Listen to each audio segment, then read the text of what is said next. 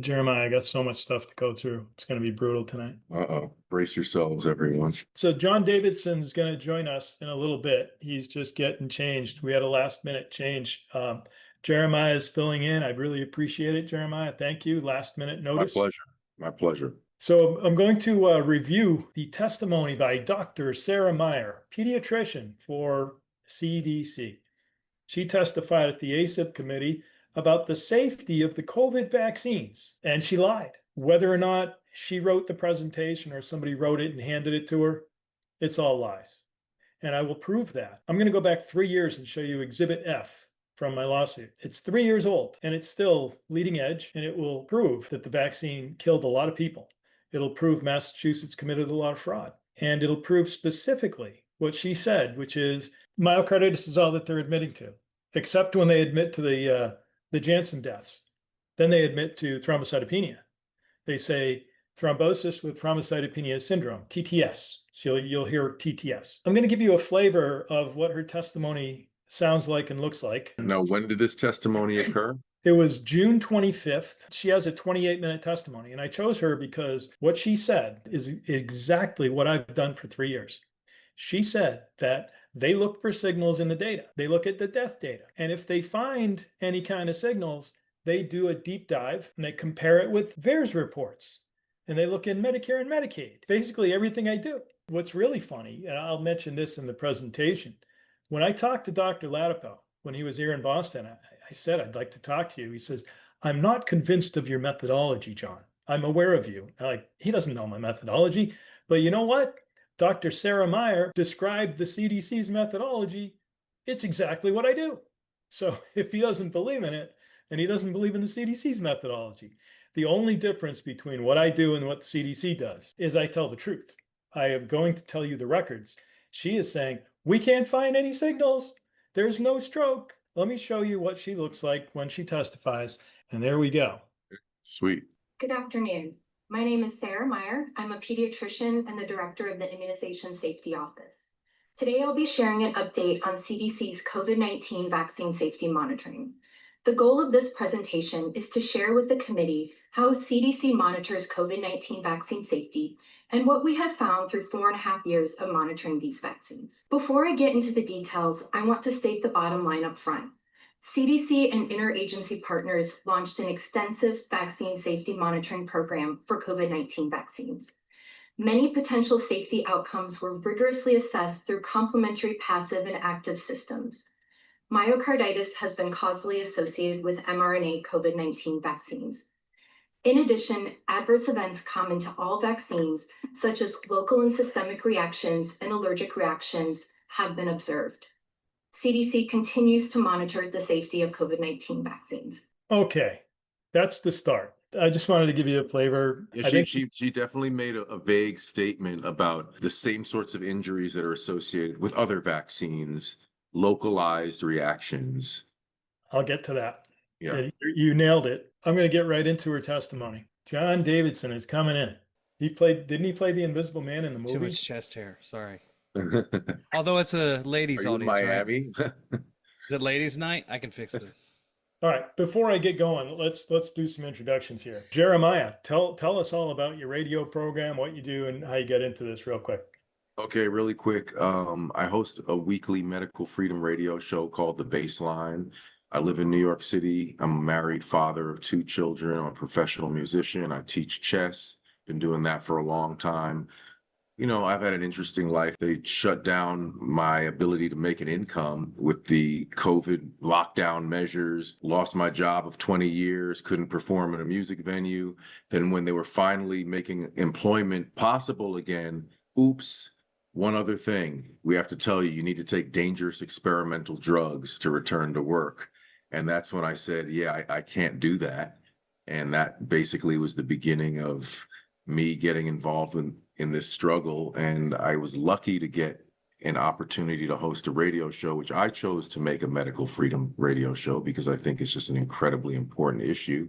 And I've been an activist for my entire adult life around various issues, anti-war activism, whatever. But I realized through what I'm involved in now with gentlemen such as yourself that the medical freedom issue is absolutely central to the question of human dignity, the basic concept of freedom, so on and so forth. I think it's absolutely central. Bodily autonomy, body sovereignty. If you don't have that, you're not a free person. So I'm not a fan of the biosecurity state taking your temperature at the doorway, masks, all these sorts of interventions. Yeah, I think it's incredibly dangerous what's going on, the direction that our society is going in. And I do not want my children inheriting a world that's not worth living in certain ways and in fundamental ways. So, that's why I'm in this struggle. And I've had the pleasure of interviewing a lot of fascinating people, and I host Stop the Shots on X. So I guess that's a quick introduction. Awesome. Thank you. Have you interviewed John Davidson before? Not yet, but I hope to do that. We met at the conference. Okay. So that was a pleasure. So I definitely plan on scheduling that.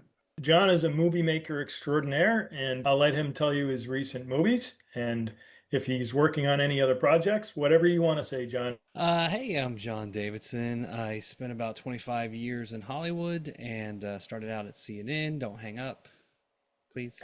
And left CNN in the late 90s and went out into Hollywood to create a career. I have a production company called Magic Feather Inc. We are transitioning to provide marketing and creative services for campaigns, things like that, for the folks that I believe in. So that's kind of where we're at. I did make a documentary called Epidemic of Fraud. As Mickey Willis states about his documentary, it's the most watched documentary in history, and mine is the least. So that's record not is true. a record. That's clearly, yeah, clearly visual appearance has an effect on. So anyway, I don't know. I used to write comedy, so I'm unfortunately for the audience. John said this is a heavy topic tonight, but I'm still a little bit in Miami mode, which was nonstop off-color jokes. So I don't know how this is going to go tonight. We'll find out. You're welcome to bring levity to a serious topic. I'm tired of talking about death all the time, and if I laugh, I think people will cut me a break. So do whatever you want. My stuff tends to be really heavy, and I welcome you breaking that up. I played the testimony of Dr. Sarah Meyer. Have you heard her before? No. She's wearing I think it's a Navy uniform, and she's a pediatrician, and she testified for the CDC to the ACIP Committee on the safety of COVID vaccines. I played that just before you came, a little clip. I'm just going to go through her, I transcribed her testimony. So I'm going to take excerpts and I'm going to go through it as to what happened. And I'll eventually get into providing serious hard evidence that she was lying to the committee and that these vaccines are extremely unsafe. And I will name the people who died, including children, how old they were, where they were from, their state file numbers, serious hardcore evidence like no one else in the world has compiled. So I'm going to jump right into it. You guys can stop me whenever you want and add color. All right, here we go. So her first two slides, she said, "Good afternoon. My name is Sarah Meyer. I'm a pediatrician, director of the Immunization Safety Office at the CDC." Wow, that's a pretty big position. "Today, I'll be sharing an update on COVID-19 vaccine safety monitoring. The goal of this presentation is to share with the committee how CDC monitors COVID-19 vaccine safety and what we have found through 4.5 years of monitoring these vaccines. Before I get into the details, I want to state the bottom line up front." She's purposely making that statement. "CDC and interagency partners launched an extensive investigation and so forth. Myocarditis has been causally associated with mRNA COVID-19 vaccines." That's what she wants to tell you. She also said, and Jeremiah picked up on this right away, "In addition, adverse events common to all vaccines, such as local and systemic reactions and allergic reactions, have been observed." In other words, she's downplaying this as, oh, this is common to all vaccines. There are always localized and systemic reactions and allergic reactions. Well, an allergic reaction can cause death. So she says it kind of blasé. You're like, oh, yeah, well, that happens.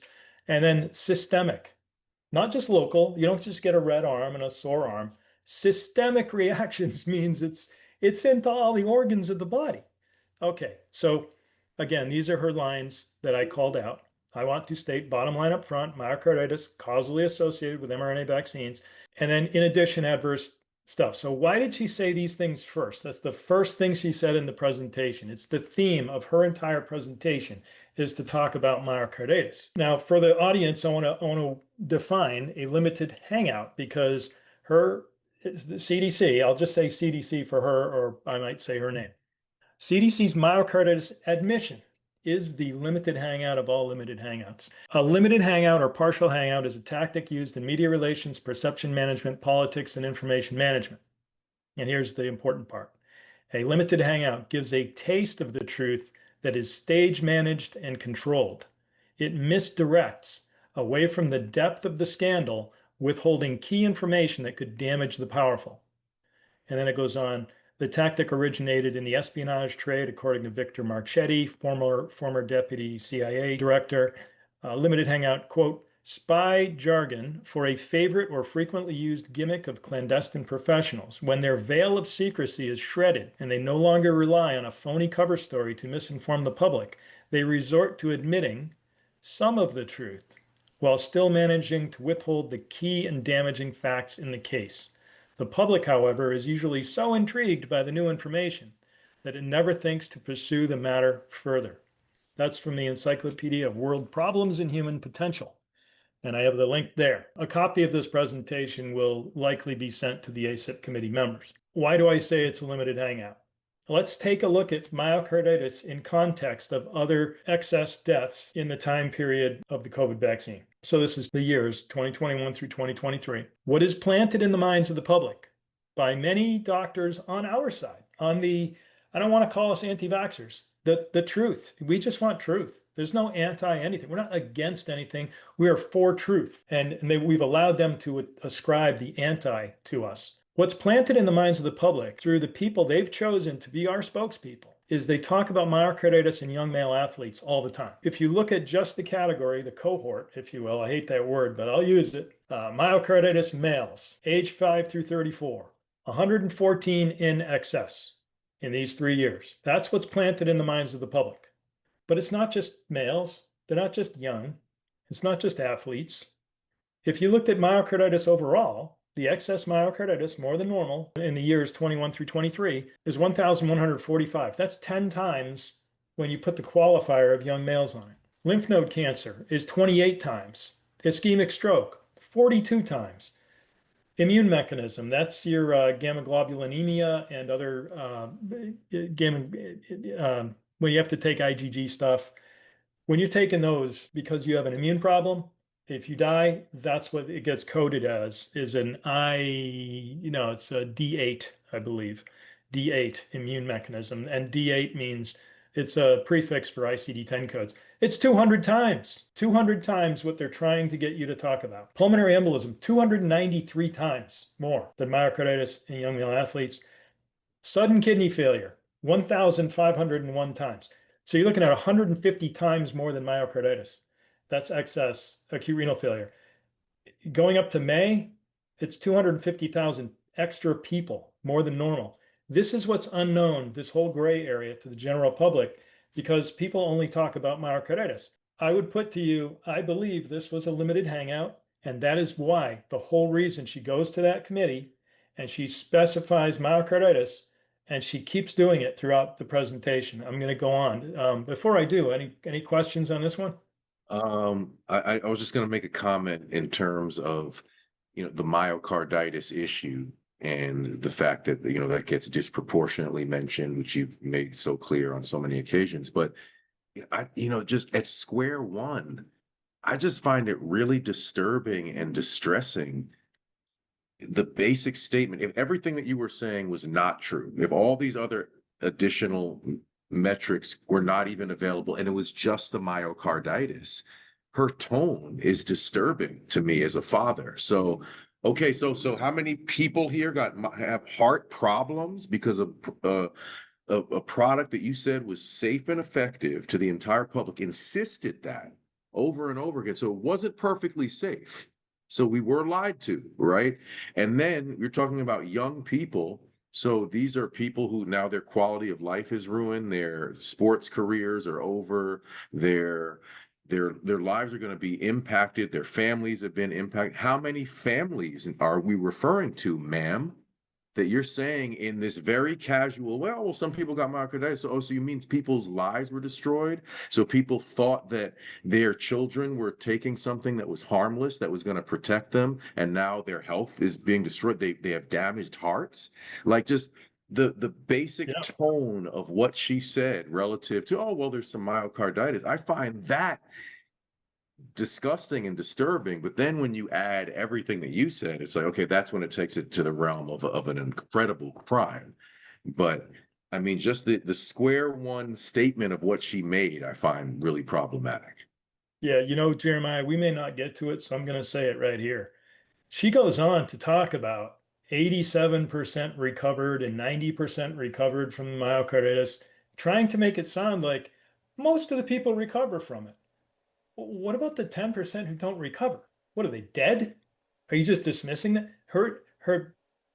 This is to reinforce what you said about her, the way she talks about it. It's so blasé. She's like monotonically giving a presentation about children dying with heart problems. It's like, oh, well, it's only 10%. So, it's really weird. The whole thing is weird. So I might not get there. So I just wanted to mention that. John, Well, and the interesting thing too is, Malone said 2 weeks ago, ACIP, that's him. Is that who she was speaking to? yeah, yes, yep. They don't acknowledge data that they haven't already curated and approved as being valid, right? So there could be whole data sets that are just completely missing that show far worse damage, but they won't see it. They've put blinders on to obscure information. It's a Say, joke. Guess where I got this data, John? Where? The CDC. This is their Ah, data. This is her data. That's what this whole night is about. this is the cherry pick data. Great. Oh, cherry picked. No, no, no, no, no. This is the data. This is the data. What she outright lied. If she didn't know they were lies, somebody wrote it and handed it to her, and they knew it was lies. And yeah, Well, I'll get into it. as August 2021, when I was in touch with Janet Woodcock, it was right after she approved it for 5 to 11, Yeah, I think, and they gave official approval from the FDA. And I said, hey, when was the meeting to approve it? She goes, there was no meeting. They just met the paperwork requirements to yeah, get the vaccine. And I'm like, what? yep. Then in the fine print or next to last paragraph or whatever, they talk about in this press release for the approved vaccine. They talk about myocarditis has been observed in males age 11 to 17 or whatever, and they just sort of quickly sneak it in there. So they were planting the seed for you to fall for this, I guess, misdirect and not look at the bigger damage very early on. Absolutely. It was all planned. This whole myocarditis thing was planned, and they selected the people on our side who only talk about myocarditis so that they would have the most number of followers. Yeah, I But mean, not to stay stuck on this point, but two things I'd also want to say quickly is how do you assure me as a medical health authority or whatever she claims to be, that something that is producing a significant amount of myocarditis is not generally bad for heart health? So I want to then know, so this is not affecting my heart whatsoever just because I don't have myocarditis. How do we now then assure people that they're not going to have other heart issues down the road, or that their heart in general has been injured or damaged, even if it's not in the form yet of myocarditis, pericarditis, or whatever? And then another issue quickly is that, of course, they're very vague. They're non-specific about, well, how many people have been killed, had their lives, altered, quality of life reduced because of this condition, which, even if it's a small percentage, is still a lot of human souls. Like, if you had 1,000 of these injuries out of millions and millions, that's a small percentage. But again, as a public health authority, you're supposed to be a lot more concerned about having killed or seriously injured, say, and I'm just making up the number, 1,000 people. it's 1,145 excess, Jeremiah. It's right there. Right. That's excess. Yeah. That's not 1,145 people. That's more than expected. Right, So, but I'm just saying, even hypothetically, if we could say it was just quote unquote 1,000 people, I that's a know. lot of human souls. But Jeremiah, they saved 1 million people that they can't prove. Exactly. exactly. Yeah. As long All as right, they keep up with their boosters. I'm going to try to move a little faster. I'm just going to read the highlighted part or the bolded parts. After a vaccine has been authorized or approved, CDC safety monitoring begins alongside our interagency partners, FDA, Indian Health Services, Department of Defense. Why? Well, we know. A lot of people out there don't know, but and the Department of Veterans Affairs. CDC uses strongly layered, rapidly detect and assess potential safety concerns. VAERS, she gets into VAERS, nationwide spontaneous reporting of safety. She says VAERS is used for signal detection and hypothesis generation, and in most situations is not able to assess for causality. But in the situation of correlating it with a death record, it can assess for causality, which I have done. I wanted to point that out. Vaccine safety data link. It involves surveillance of medical records and chart reviews. She's talking about what I have as the top-down investigation method is you go down into the, if you find an anomaly, you look down into the charts of individual patients, and that's how you can determine causality. Rapid monitoring for pre-specified events of interest, as well as monitoring for unexpected events. It can both detect as well as assess safety signals. Then she talks about CISA, which is the Clinical Immunization Safety Assessment. 8 medical research centers, vaccine safety experts and subspecialists. CISA consultants help to inform CDC to give public health guidance on clinical immunization safety issues. And then there's vSafe, which is that's their newest tool. She goes through all the tools. So I have a note down here that I wrote. Dr. Sarah Meyer, in her presentation, I changed it and I wrote it wrong. Anyway, so one man, that's me. I found hundreds of vaccine deaths where Sarah Meyer reported to ACIP that none existed, and I'll show you that. She also, I also show numerous excess cause of death signals. So I will show a few bar graphs, not too many, and I'll show you the safety signals, causes of death that increased upon vaccination that did not increase upon COVID, where she again reported none. This is her slides 9 and 10. She talks about rapid cycle analyses to quickly detect potential concerns. Since they were rolled out, the safety of the vaccines is documented in, and I'm just going to read you my summary in the big box here. Her quote, rapid cycle analyses to quickly detect potential concerns. And my question is, how rapid? Years, months? They created 17 work group reports, 28 presentations to federal advisor committees, 29 MMWR publications, and 114 manuscripts. And my response is, only facts matter. I don't give a crap about the number of presentations they've done to government entities. What does that have to do with anything? They can create 150 million crappy presentations. Let's just talk about facts. She's there to talk about the vaccine, who died, who didn't die, how many people it saved. That's not what she's talking about. Oh, we did a bunch of reports. I don't care. Sorry. Now I'm being kind of mean. Here's another limited hangout. TTS, thrombosis with thrombocytopenia syndrome. So this is about thrombocytopenia. She goes through the 3 types of COVID vaccines that were approved here: mRNA with Pfizer and Moderna, protein-based from Novavax, and a viral vector-based from Janssen.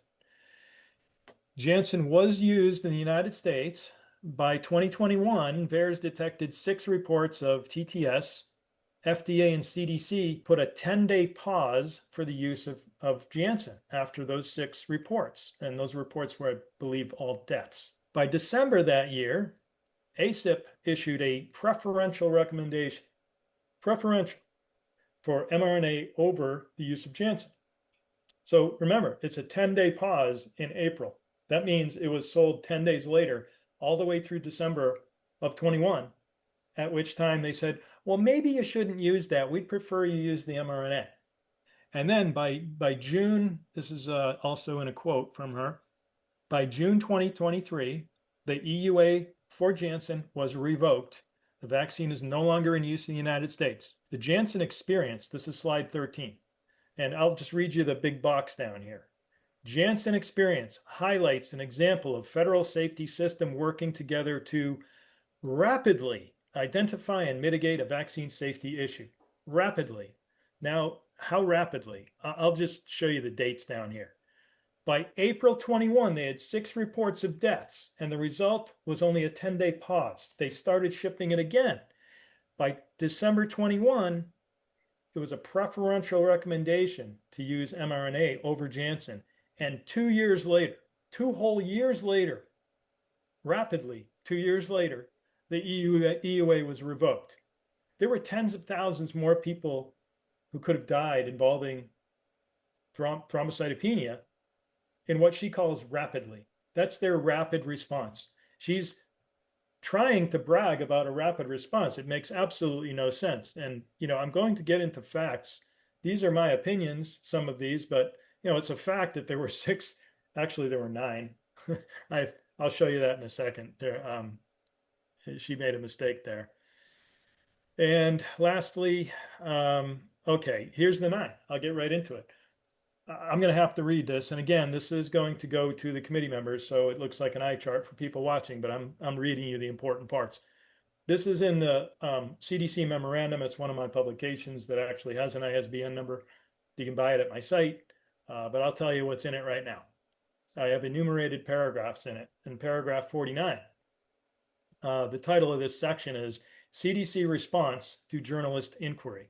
On July 3rd, 2023, Aaron Hertzberg published an article in Brownstone Institute entitled CDC Altered Minnesota Death Certificates that list a COVID vaccine as a cause of death. Hertzberg's thesis in the article is an accusation by Hertzberg of fraud committed by the CDC in the omission of ICD-10 codes Y590 and T881 from Minnesota death records that expressly mention vaccine or vaccination in Part 1 or 2 of the death records. Now, ICD-10 codes for the audience are the way that we track everything. It's a code that matches to a cause of death. They're the same kind of codes that are used in hospitals and insurance companies. There's a much bigger set of codes for living people, for the deaths. It's a smaller subset of those codes.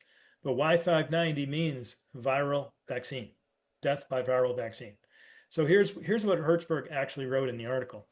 In almost every death certificate that identifies a COVID vaccine as a cause of death, the CDC committed data fraud by not assigning the ICD-10 code for vaccine side effects to causes of death listed on the death certificate. On July 5th, 2 days after his article appeared in the Brownstone, July 5th, Greg Piper of Just the News, he sent an email to media@CDC. So that's basically their public relations. Here's the text. Hello, this is Greg Piper at Just the News in DC. I wanted to get the agency's response to this reported discovery about your categorization of Minnesota death certificates. Paragraph 51, on July 6th, the next morning. So he wrote that at 9:12 p.m. Kristen Nordland replied at 10:46 a.m. A couple hours of a workday. That's pretty fast response. She was with CDC Public Affairs, and she replied to Greg Piper. I'll just read the response. Hi, Greg. Thanks for reaching out to CDC. The claim in this post is incorrect. The ICD-10 codes in question pertain to adverse effects of vaccines, not vaccination. Vaccination is not a disease or cause of death, so simple mention of the vaccine or vaccination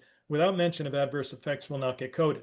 Are you guys confused? Vaccine, vaccination? I mean, she's really using that as an excuse. Vaccination is not a vaccine. And it goes on. I'm going to save some time by not reading it. She says, well, if it says adverse effects of or side effects of, they will code for it. What she did was she tailored her excuse to the 3 that were coded that had the words side effect and adverse effect, and they said vaccine instead of vaccination. That allowed her to not count the other records where Aaron Hertzberg was correct, in that the 6 other records that were not coded with Y590, they said vaccination and they didn't say adverse effect of or side effect of. But what she did not know is that we also have the Massachusetts records, and then I got the Connecticut records.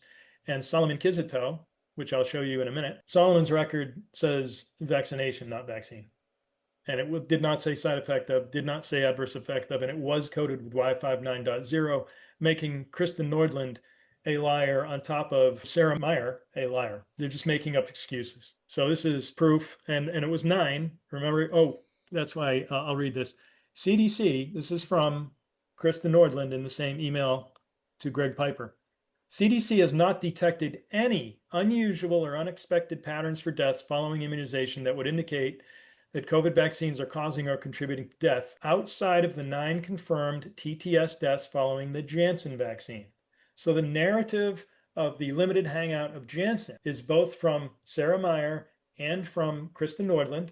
One of them said 6, the other said 9, but other than that, they're both talking about TTS, both talking about Janssen, and they've carved another tiny little limited hangout. Oh, it's only the Janssen. And that's not true, because I'm going to show you thrombocytopenia deaths from Moderna and Pfizer. She's saying there's no signal. I'm going to get into thrombocytopenia right here, D695, 9.5. The two graphs at the top are Minnesota.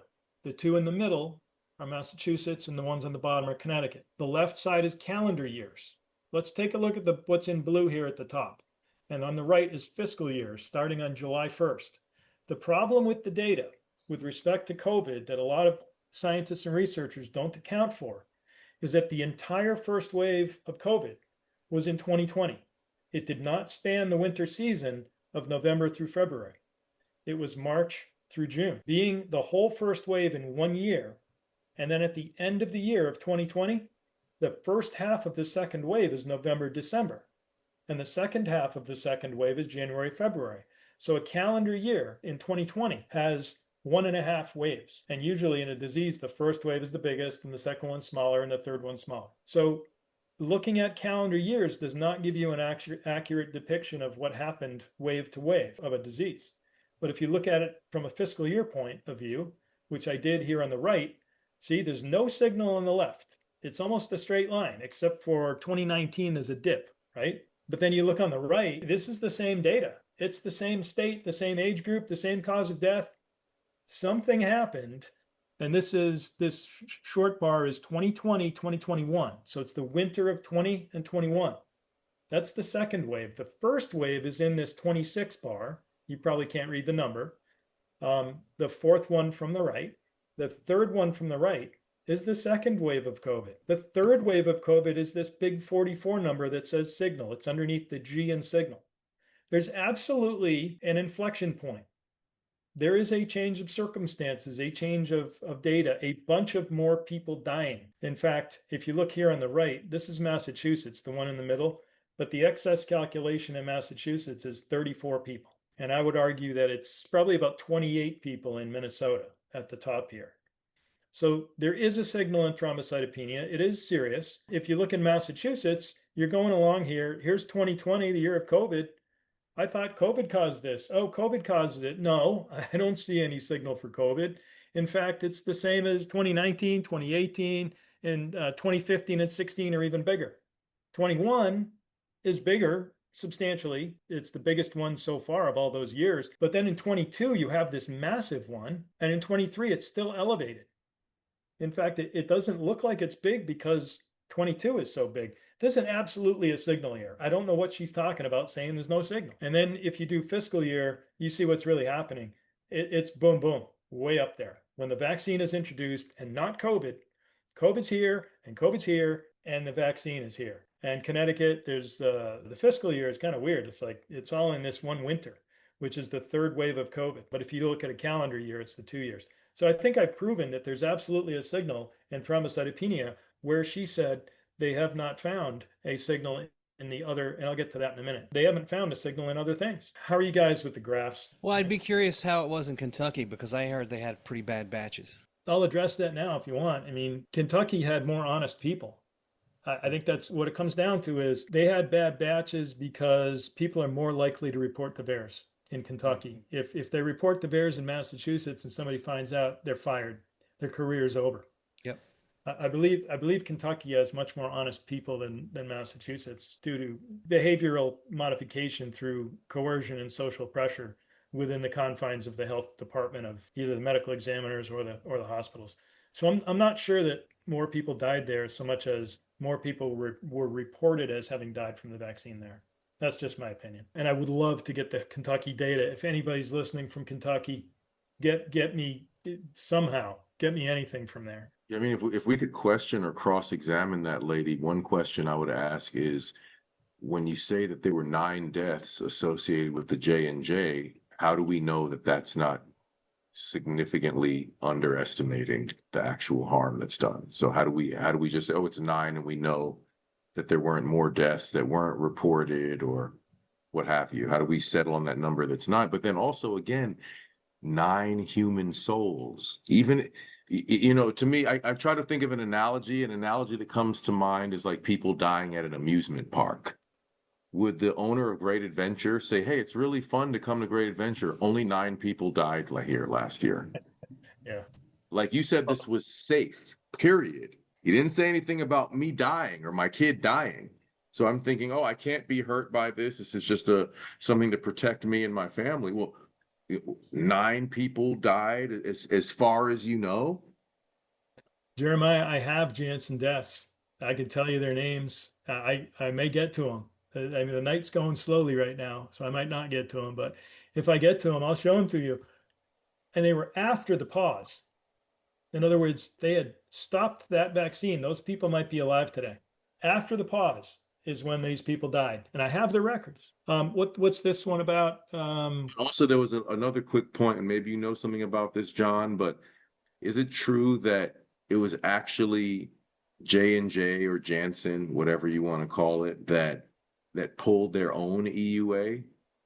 That's what I heard. That's what Dr. Henry Ely told me, that it was through their own initiative that the EUA got pulled. It wasn't through the health authorities saying, we've checked it out and this isn't safe. Which, I mean, any way it goes, it's not a pretty story, because you said it was safe, people died, whatever. But yeah. I think J&J quietly pulled their own EUA effectively.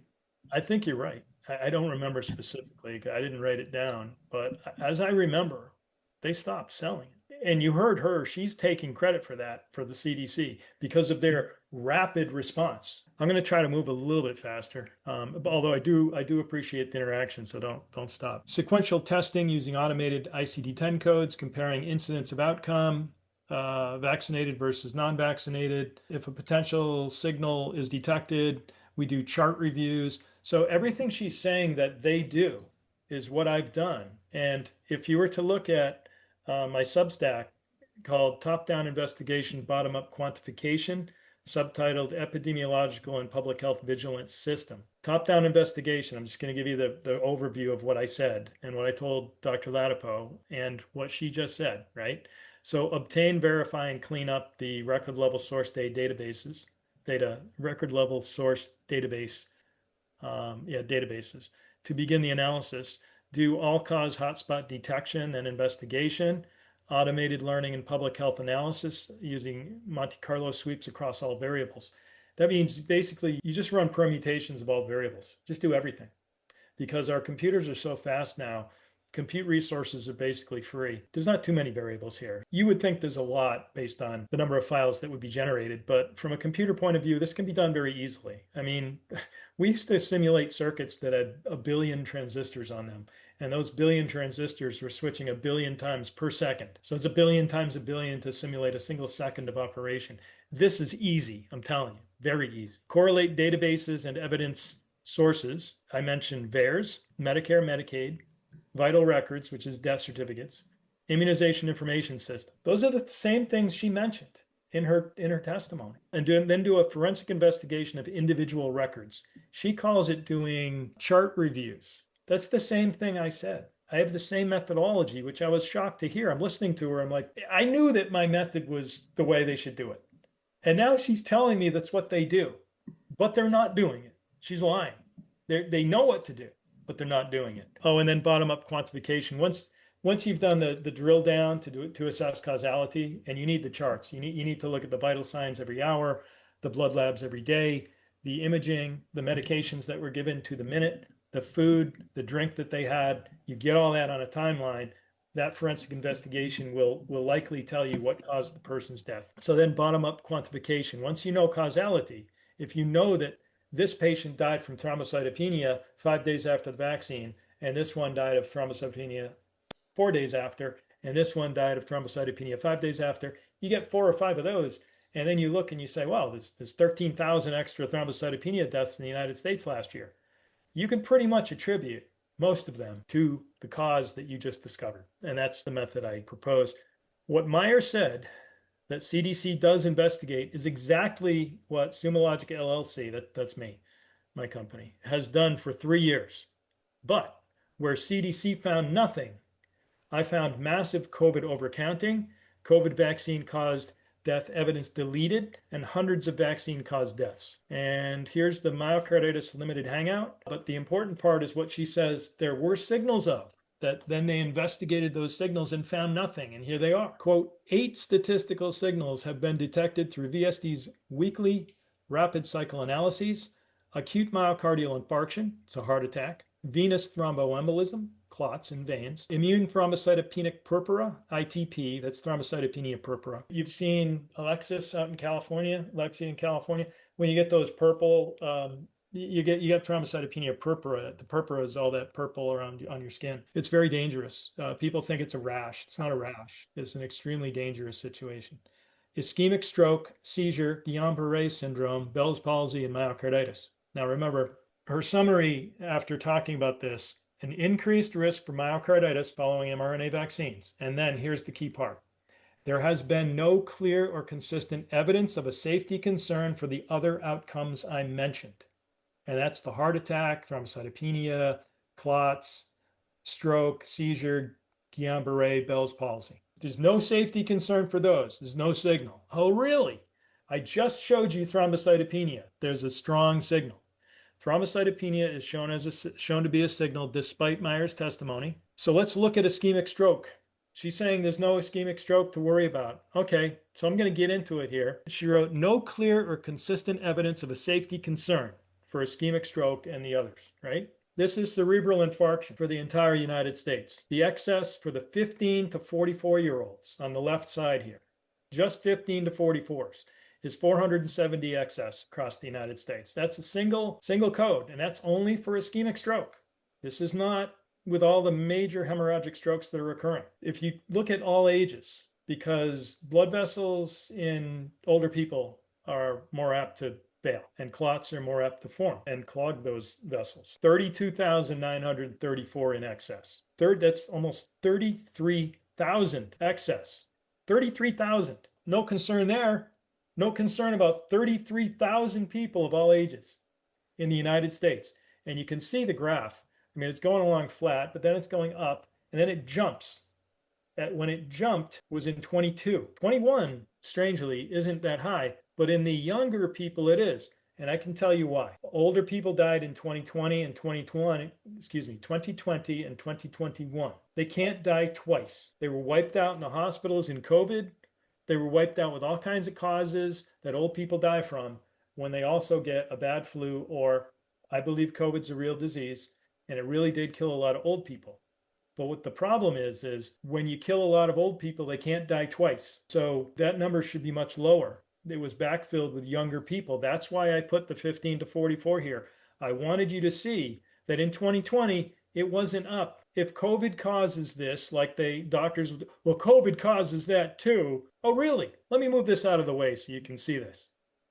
Look at the jump here. And then it stays elevated for 4 straight years. And you have 470 people ages 15 to 44 who are dead. And she just lied to the ACIP committee and said there's no signal. This is her data. This is the CDC data that I pulled off the web. She lied. There's a strong signal. I'm sorry to interrupt, but yeah, I'm gonna have to sign off in a moment because I do have to host Stop the Shots, and I don't have a co-host currently to hold it down for me. But I was gonna say the most general observation that a layperson such as myself would make of her presentation is that it's so obvious that she is defending the practices of her industry, and she's trying to hide harm being done. She's not operating on behalf of the public and trying to protect the public. I mean, in the most general observation, that's so clear. That's so obvious. It's criminal, actually. She's committing criminal fraud. She's testifying to the ACIP committee and misleading people about deaths. She's the lifeguard at the pool who's supposed to be watching out for the people, and she's not. She's doing just the opposite. There's a kid drowning, and she's saying, oh, nobody pay attention to that. He's just fooling around while he's drowning. That's what she's doing. She's actually lying about the data. It's right here, plain as day. And before you go, let's see what else I got. Massachusetts, Minnesota, Massachusetts, Connecticut, again, they're all in excess during the vaccine years. Take a look at it. Look at Massachusetts. There's cerebral infarction. That's 22 and 23, and Connecticut and Minnesota. So again, she's lying. And now let's go look at Solomon Kizito, Diane Dubois, and Brianna McCarthy, all who died from stroke in the first few months, of 21 with thrombocytopenia. Jeremiah, I do want to thank you very much for attending. Hey, it's my pleasure. Yeah. Yeah, great to see you, John and John. Yeah, keep up the great work, John. We have to get your work out there as far and as wide as we can get it. Everyone who's listening to this, please tell everyone about therealcdc.com. Please go on X and tag Tucker Carlson, say interview John Beaudoin. Go bother Jimmy Dore, Joe Rogan, all of them. Bother them on a regular basis. We need John Beaudoin showing what he's discovered with the record level data, which cannot be refuted. So yeah, thanks, gentlemen. It's been a pleasure, and I'll see you guys soon. See you, Thanks, buddy. Chairman. Take care. Take care. So, John, I'm going to get into the people now. And it's already been an hour. Now, the second hour is going to be about people. It's damning. Ask me any questions all along the way. Cool. All right. So since Meyer mentioned thrombocytopenia and stroke in the context of the following statement, quote, there has been no clear or consistent evidence of a safety concern for the other outcomes I mentioned. Here's some evidence to contemplate. In the CDC memorandum, paragraph 1, this is expressly certified by the certifier of death. It's an official record. The CDC has it, along with it was generated in Massachusetts. On January 16, 2021, Solomon Kizito died, 60 years old, Massachusetts, share file number 11199, part 1 of his death record. Acute bronchopneumonia and idiopathic thrombocytopenia following COVID-19 vaccination in days. The CDC assigned the ACME, the UCOD, underlying cause of death. It's called the root cause of death, is what I call it. Y59.0, it means viral vaccine. This is coded. It's the one, January 16, 2021. It was the only one coded for all the death records. I think there were 12 of them that mentioned COVID vaccine as a cause of death on the death record. This was the only one that was coded. And it's an automatic software program at the CDC that codes them. So somebody is deleting these from the death records at the CDC. It should be investigated. I commend you for breaking down the deception layer by layer. It's just frustrating because it's so consistent how they operate now that I don't even try anymore. Our entire movement, and this is my frustration because I like everybody, try to remain friendly with everybody, but I can't get it through their heads. Stop talking about research papers and confidence intervals. Yep. Statistics can never be conclusive evidence. They can only be persuasive. This is conclusive. This guy died from the vaccine. It was certified, it's irrefutable, and it's a Y590. So there's one. She says there's no signal. There's one right there. A few weeks later in March, I say 2 months later, another expressly certified COVID vaccine death. Diane Dubois, March 18, 2021, 62 years old, Massachusetts share file number 15403, part 1, acute intracranial hemorrhage, a hemorrhagic stroke, her head blew apart. In the setting of thrombocytopenia. So you have stroke and thrombocytopenia in a person treated with COVID-19 vaccination 11 days prior to presentation. The death certifier wrote that. They want you to know the vaccine was involved in the death. We know that the vaccine is involved in thrombocytopenia. We know, in fact, she said that they looked for this. How come she could not find this? It's pretty obvious. It's right in front of her. It says it. It is not coded with Y590. It's a fraudulent omission. They're trying to hide this record. And then 2 weeks after Diane died, Brianna McCarthy was 30 years old. She got injected with Moderna. And according to VAERS record 1368271, entered on June 2nd, onset date was April 2nd. And it says she got injected on March 30th. Symptom text indicates onset of nausea and vomiting before April 2nd, a severe headache. Only hours following immunization ensued for days. She was admitted to the hospital, degraded into seizure, brain lesions, paralysis, cessation of brain activity, and removed from life support 2.5 weeks after immunization. She was only 30 years old. Her death record, that was the VAERS report. Her Massachusetts death record, share file number 19578. I'm telling you the numbers because I want people to know this is official data from the state. I am not making this up. I've actually spoken to her father. I've talked to the cousin. I know who wrote the VAERS report. This is absolutely factual. There's an interesting twist to this in a moment. Her cause of death, non-traumatic cerebral herniation. That means she didn't get hit in the head. She had a brain herniation without getting hit in the head in days. Ischemic stroke. That's the ischemic stroke, the exact words Sarah Meyer used that said there's no signal of it. And I'm just looking in one state in the first few weeks of the COVID vaccine. This is just 21. There's also 22, 23, 24, and parts of 25 they should be looking at. It also says COVID-19. So the CDC assigned the root cause of death to be COVID. They said COVID caused the vaccine, COVID caused the ischemic stroke that caused the cerebral herniation. That's how the death record read when I wrote the CDC memorandum last year. So she said that they monitor VAERS and they look at death records. Clearly they do not. That was a lie because I have hundreds of these. What does the CDC really do? I'm going to talk about Brianna for a little bit here because it's important. So McMillan, Rosenberg, Anderson, Stevenson, Fennell, there are actually 6 authors. They wrote a brief report in the Neurohospitalist Journal entitled Fatal Post-COVID mRNA Vaccine Associated Cerebral Ischemia. So fatal, she died, post-COVID mRNA vaccine, after the COVID vaccine, associated with an ischemic stroke, cerebral ischemia. Here are quotes from the journal. I could actually bring it up on the screen, but I'm just going to stick with the presentation for now. Venous thromboses have been linked to several COVID-19 vaccines 24 hours after receiving Moderna. 24 hours.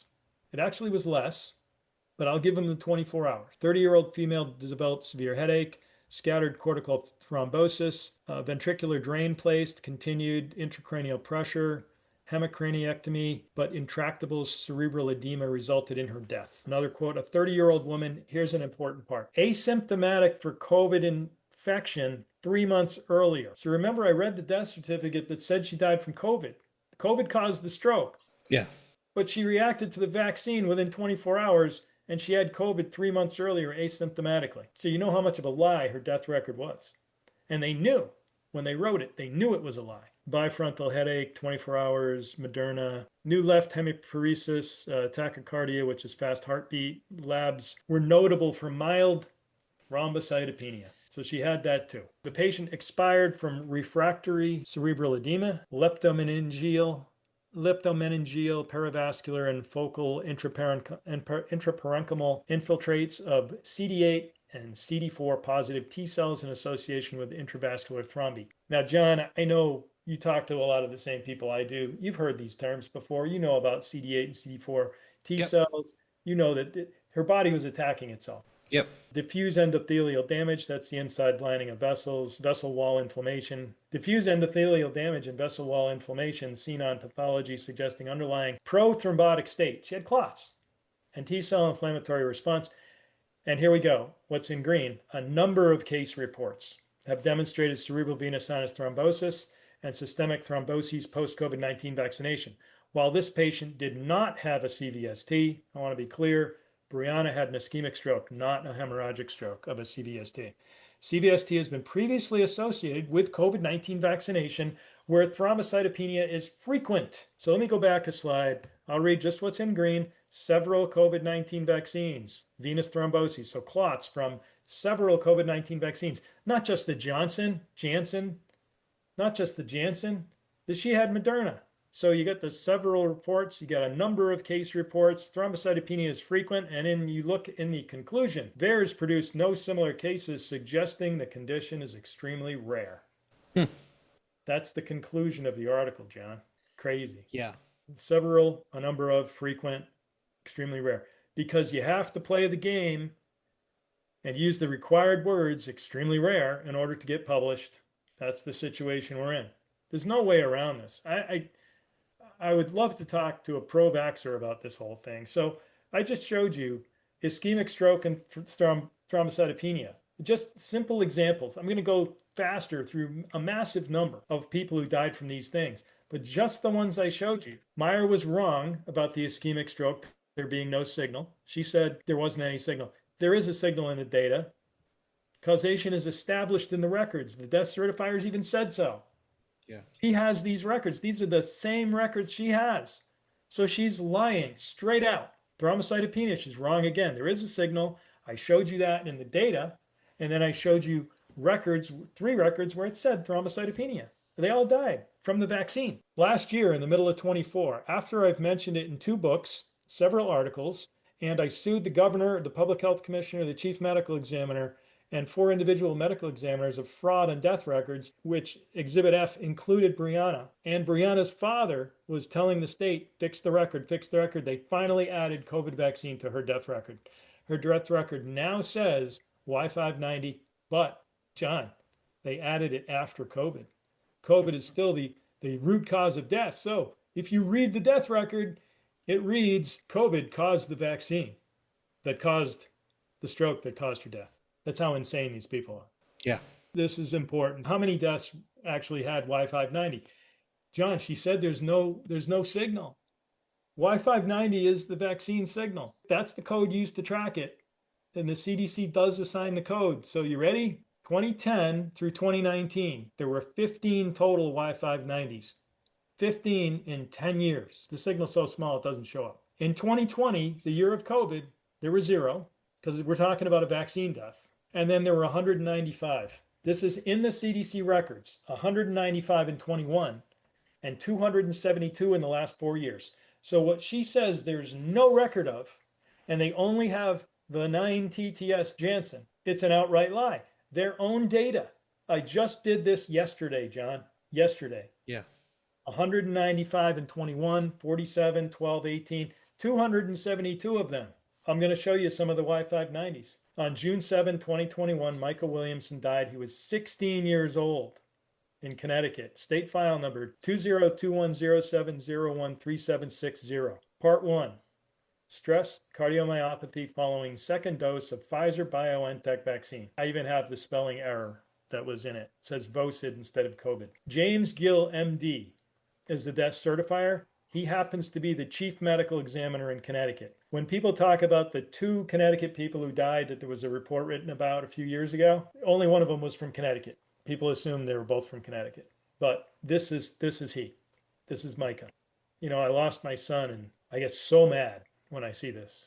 Yeah, this is the Y590 in Connecticut. The other Connecticut records, there are 3 others that mention the vaccine. They're not coded. So they coded the first one in Massachusetts and not the next 12. 3 in Minnesota, not the next 6. 1 in Connecticut, not the next 3. That's quite a pattern of either, well, incompetence, but it can't be incompetence. It has to be purposeful. So John, they're hiding them from everybody. Of course. And she lied. So here are the others. I told you about Solomon Kizito and Brianna McCarthy because they added it to Brianna's. I just showed you Michael Williamson from Connecticut. That's 3. And then there's 2 more. There's actually 3 in Minnesota, but I couldn't find the other one. I don't know why. I was trying to throw this together rather quickly. But here are the 2 in Minnesota. Gary Floyd, 68 years old, state file number 2021 MN010579, part 1, acute ST elevated myocardial infarction, heart attack. Less than 4 hours. Adverse reaction to COVID-19 vaccination, less than 4 hours. It also says, now John, remember, she says there's no signal. They don't know anything, right? This is in the death record. Ready? Quote, CDC and Minnesota Path Reviews identified heart sections with multiple foci of full thickness myocardial hemorrhage.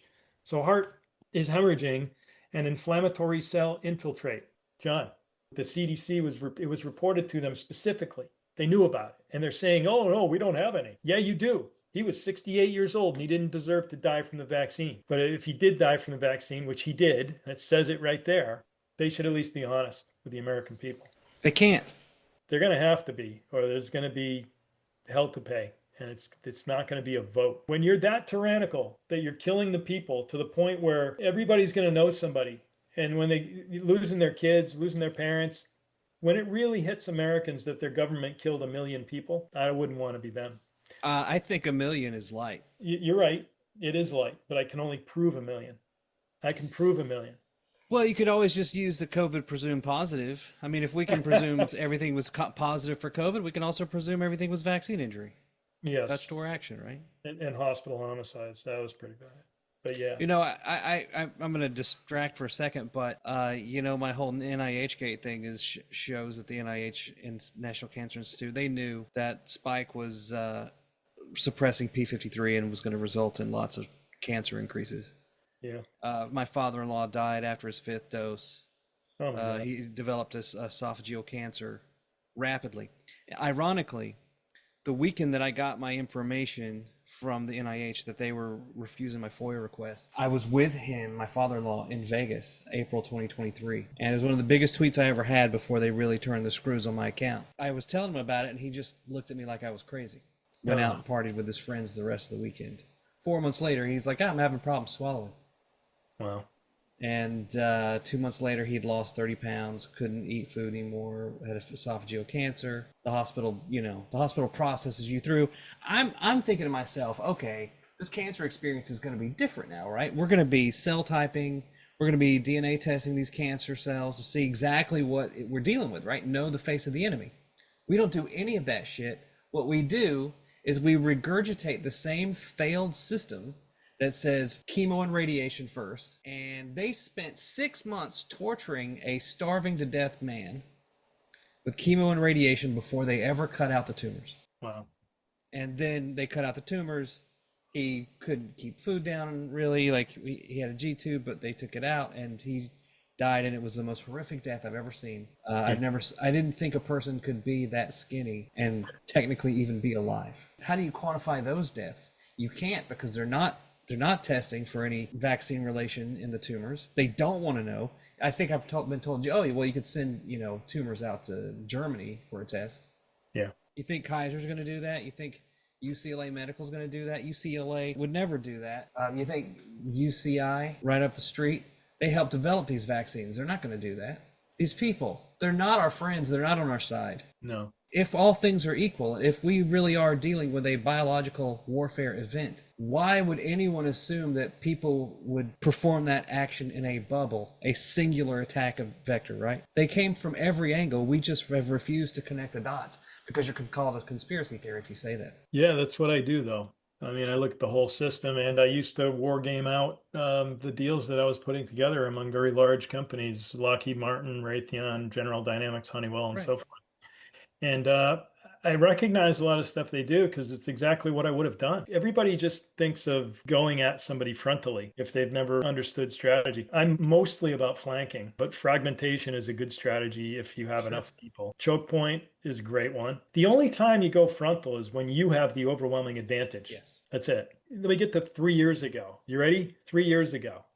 3 years ago, I sued the governor and the health commissioner and a bunch of medical examiners by name. And Exhibit F in that case is what I'm going to review here. So, John, this is what I had 3 years ago, filed in U.S. District Court under pains and penalties of perjury in Beaudoin v. Baker and others, 2022, U.S. District Court, 3 years ago. You ready? A 72-year-old, 1 day after injection, had a heart attack and died. A 60-year-old woman, 1 day cardiac arrest and died.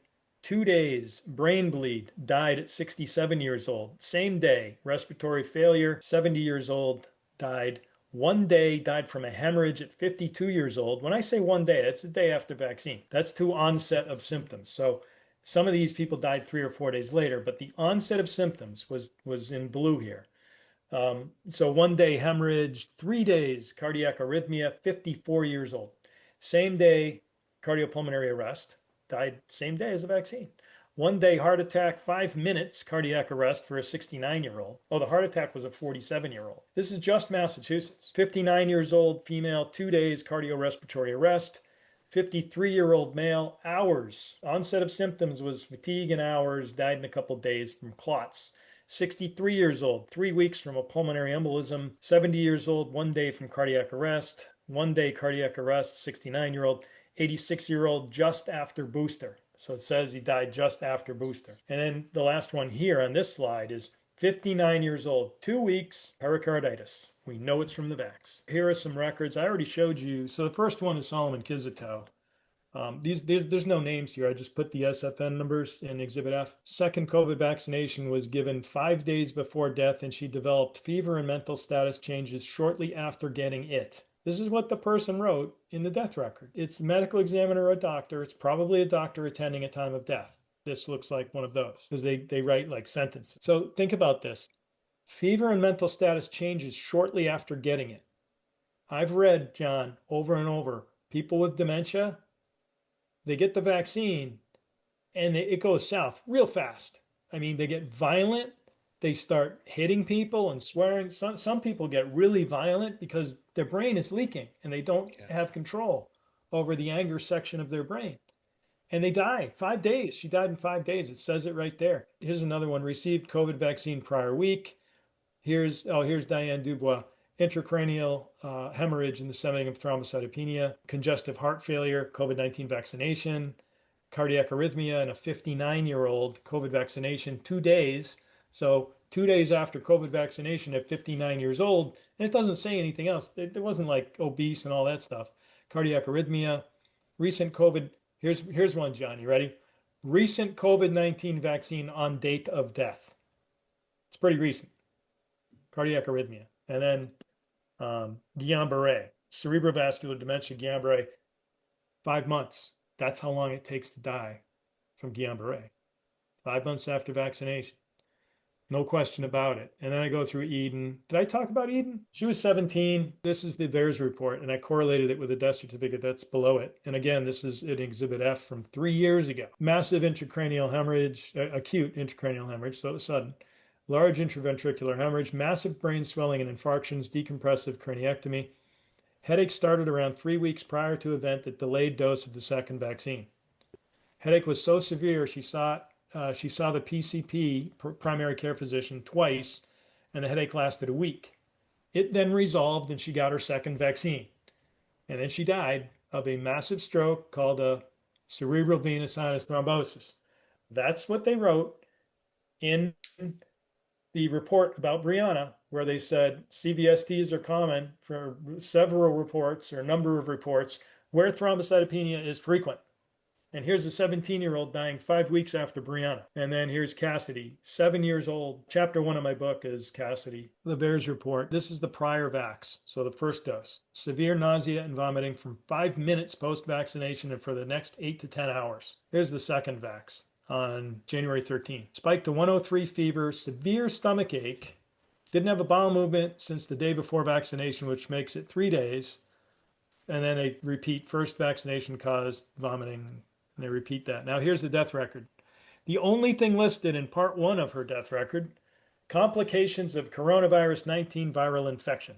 They blamed it on COVID, John. So they're telling you a 7-year-old girl died from COVID. It was on the news all over Massachusetts. People lined up their kids to get the vaccine because they were afraid of their kid dying from COVID. And they weren't told that it was the vaccine that killed this kid. And the superintendent in Groton School District, in Groton, Massachusetts, I hope you're listening, the superintendent kept his mouth shut. Or her mouth shut.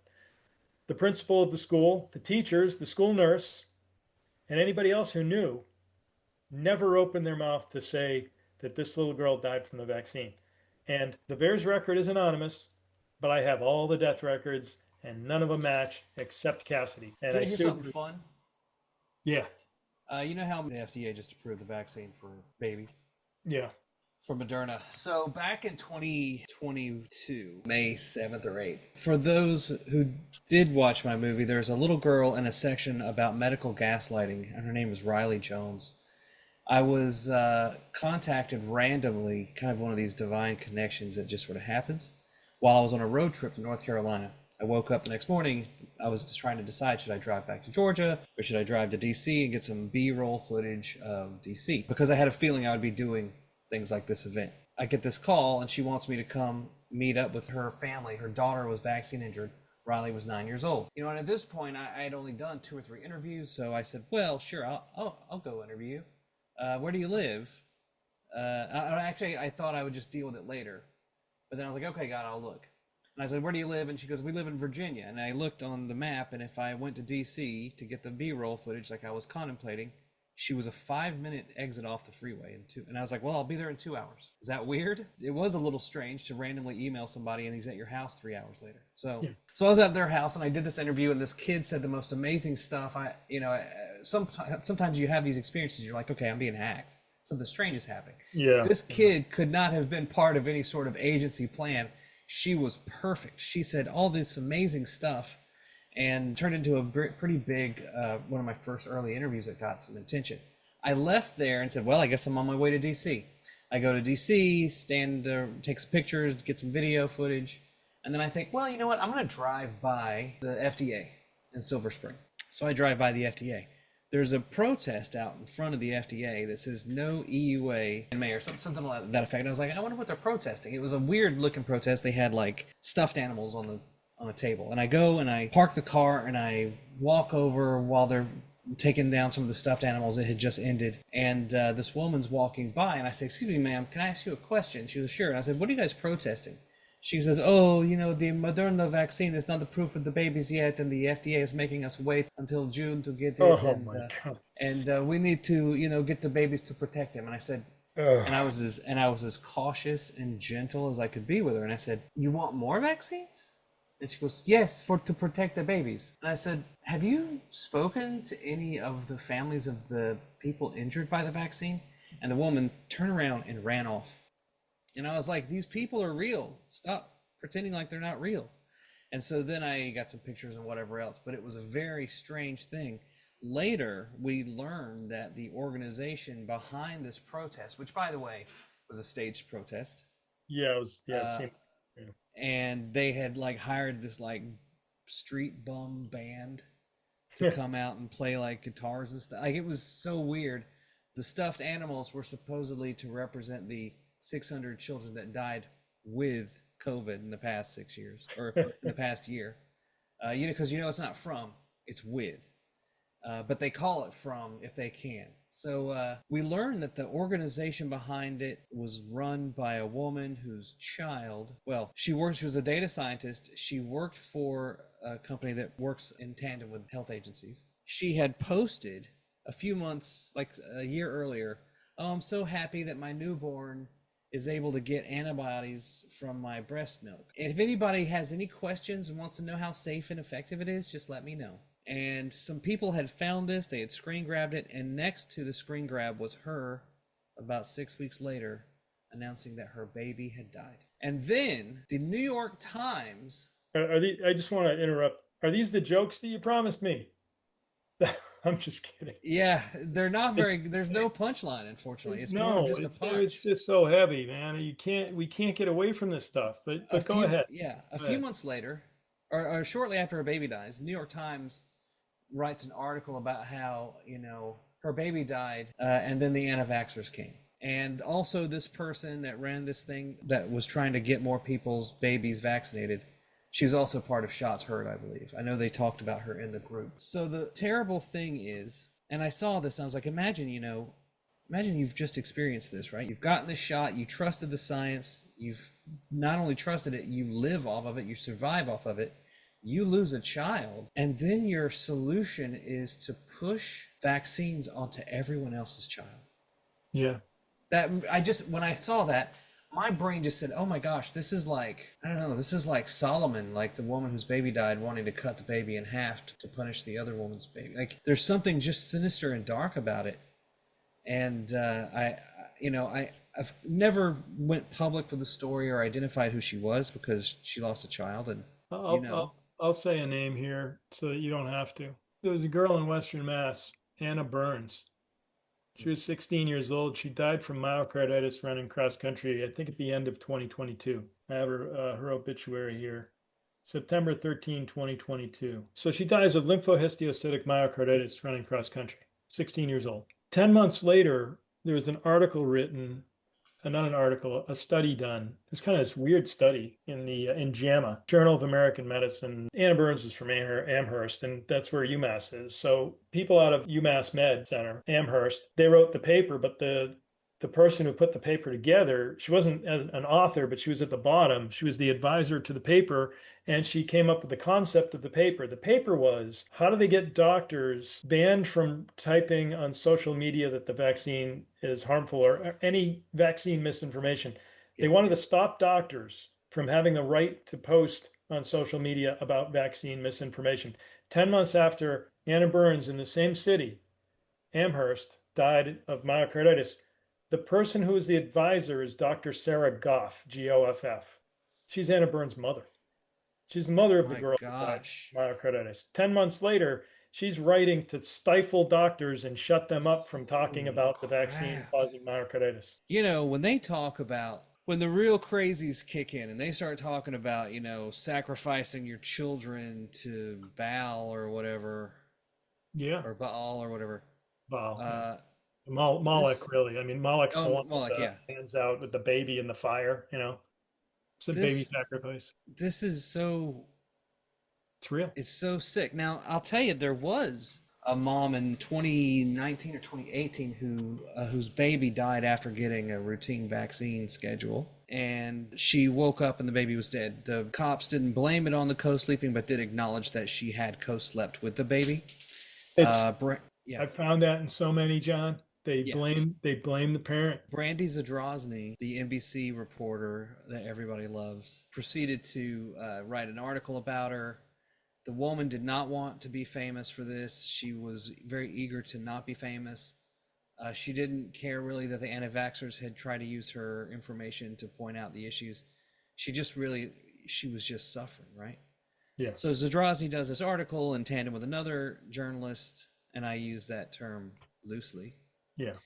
And the woman brings a lawsuit against Zadrozny, NBC, and the other journalists. From that point on, Zadrozny doesn't really use specific names of anti-vaxxers who were harmed by the vaccines, which is it's one or the other, right? But she changed her behavior. So NBC obviously is aware that specifically identifying people, especially when they don't want to be famous for this stuff, is important. But after the article came out, this lady was just tortured by, frankly, demons for being an anti-vaxxer. I think they said she'd kill her baby. Like, they just tortured her, and I can't imagine where she's been. So, this is the sickness, man. It's really harsh. I don't know how we fix it.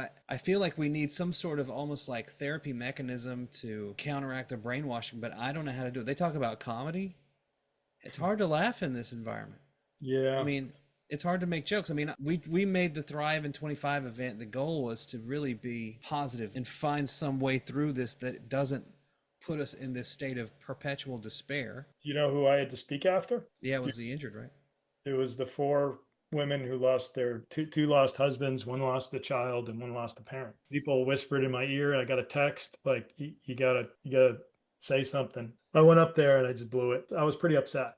I was visibly upset. People probably couldn't tell. They just thought I just went up dry and just started talking. I was thinking about them, and it kind of, I don't care about my presentation really. I just felt really bad. And, they're just beautiful, 4 beautiful women. I was just listening to their stories and the torture that they went through in the hospitals. Their children and spouses died, and one's father died. Yeah, let me blow through here. I don't know how much time you have, but I don't want to go more than probably 2 hours. I got 21 minutes. I'm going to blow through some names and stuff. So this 72-year-old, the day following the vaccine, patient complained of throat issues and anxiety. COVID test was performed, was negative, so negative for COVID. Yeah, they're trying to blame it on COVID. Massive myocardial infarction, so a massive heart attack. One day after the vaccine, died. Here's 1 day cardiac arrest in hours. So ongoing sepsis, cardiogenic shock, esophageal perforation, cardiac arrest. Oh, what was the age? That was a 60-year-old, 67-year-old, a brain bleed in 2 days, intraparenchymal hemorrhage. So this is another stroke, another hemorrhagic stroke that they said, again, this is about Sarah Meyer's testimony. We don't have a signal on stroke. Yeah, sure you don't. How many of these can I show? Really? Here's a diffuse pulmonary hemorrhage, bleeding in the lungs upon attempting to intubate. That's why you tried to, thrombocytopenia again. So it says thrombocytopenia in the Bears record. Second dose of Moderna on 4/8, died on 4/9. So 1 day after getting her Moderna shot on April 8th, she died on April 9th. Yeah. This is in 21, John, 2021. I mean, we're talking like in the first few months of the vaccine. They had all this information. They had it. I prove it. This is all official record. Think about it. If they had reacted to this signal early April, Ernesto Ramirez Jr. would be alive. Several 100,000 people would be alive, including Ernesto Jr. I mean, just like Sean Hartman, yeah, and Victor Samoas, and we know the people. Yeah, it's like a genetic bomb, right? Or like a bomb with a biological weapon attached to it, with also nuclear radiation fallout. So you've got the first initial explosion that takes out people instantly. Then you have very within 5 to 10, 12 days, those deaths. Then you have the myocarditis deaths, which take a little while sometimes. Then you have cancers. Kidney's the biggest one, don't forget. It's huge. Kidney blows away everything. The myocarditis I could get into. It is a huge problem. It doesn't manifest in data.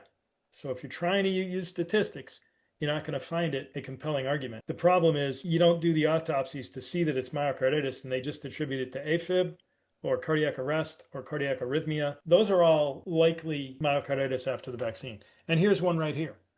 Probable cardiac dysrhythmia in a person with atrial fibrillation. So you give somebody with AFib the vaccine and their heart steps on itself. Like you have one beat, contract, no, expand, no, contract. Oh, I'm confused. I'll just sit here and twitch, and you're dead. That's what happened. And it was 3 days after vaccination. He died, 54 years old.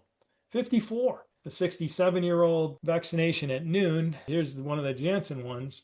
Probably not one of the ones they're counting, but I have more than 9 in my record. And they're saying, oh, there's only 9 across the United States. I only have 3 states, and I have 9. He became more lethargic throughout the day.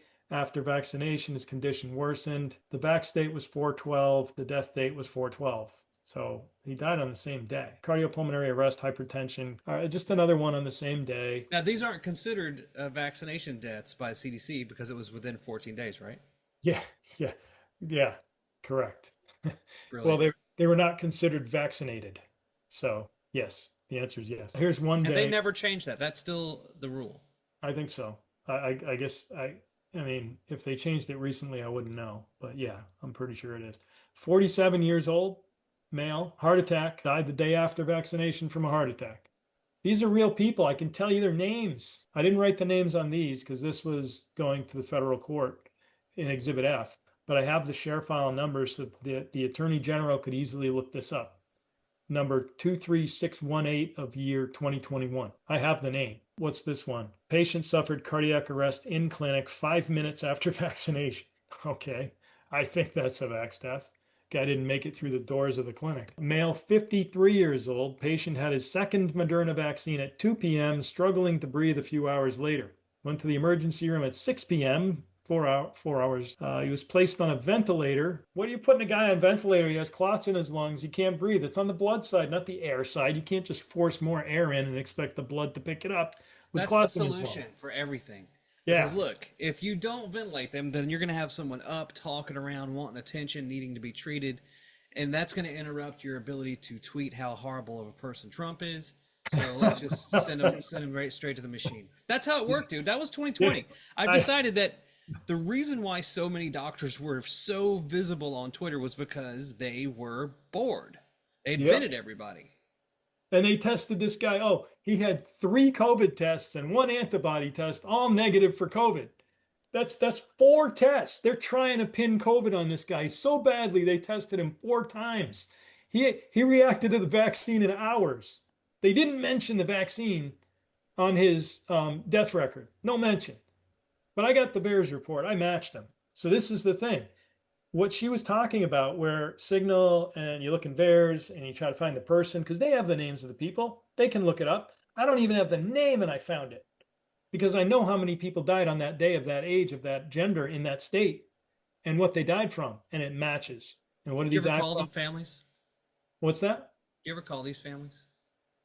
No, I did want to drop by Cassidy Baraka's mother's house, but I was talked out of it by a legal person. I was told that if I ever did that, I'd have to bring some women with me, because a man can't go alone into a situation like that. Otherwise, I'd be putting myself up for being a lawsuit, and I couldn't prove what I said or didn't say. So yeah, I was scared out of lawsuit.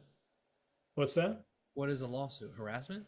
Yeah, I don't know. I mean, people make stuff up. I asked Woodcock, do you contact people who are reported to have died from certain things to find out and verify that the deaths were actually caused by what they reported?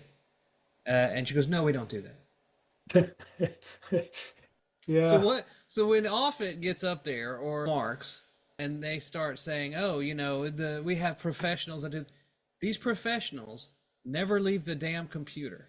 No. They don't look. They lie. They purposely don't look. Yeah. And they lie. Yeah, I'll fly through here. I'm sorry. I do want to bring up another file before this ends. Go for it. 63-year-old female patient developed a pulseless electrical activity, massive PE, multiple organ failure. Patient died on 6/21. So it was 3 weeks. She had her first symptoms in 3 weeks and died 2 days later. 69 years old, Moderna booster on 11/17. Did not hear from him on 11/18. We believe he passed on 11/18. Police found him dead on the floor next to his bed on 11/19. Death certificate says cardiac arrest is the reason for his death. So the family wrote this, and they know he got the vaccine on the 17th, died a day later, and the death record says he died on the 19th because nobody found him until the 19th. Here's an 86-year-old. After taking boosters, she started going downhill and was discharged, and about 5 days later died. Cardiomyopathy was involved there. 59-year-old. I'm 61, John. You saw me. Do I look like I'm about to die? I'm in pretty good shape. 59 years old. This patient got mild COVID January 3rd, vaccinated February 9th, cardiac arrest on the bus February 24th. So what is that? My math is right now bad. 15 days, so 2 weeks. 2 weeks, died in pericarditis and cardiomyopathy. That's the vaccine. Then it's 2 weeks after the vax. So it takes pericarditis that much longer, that long.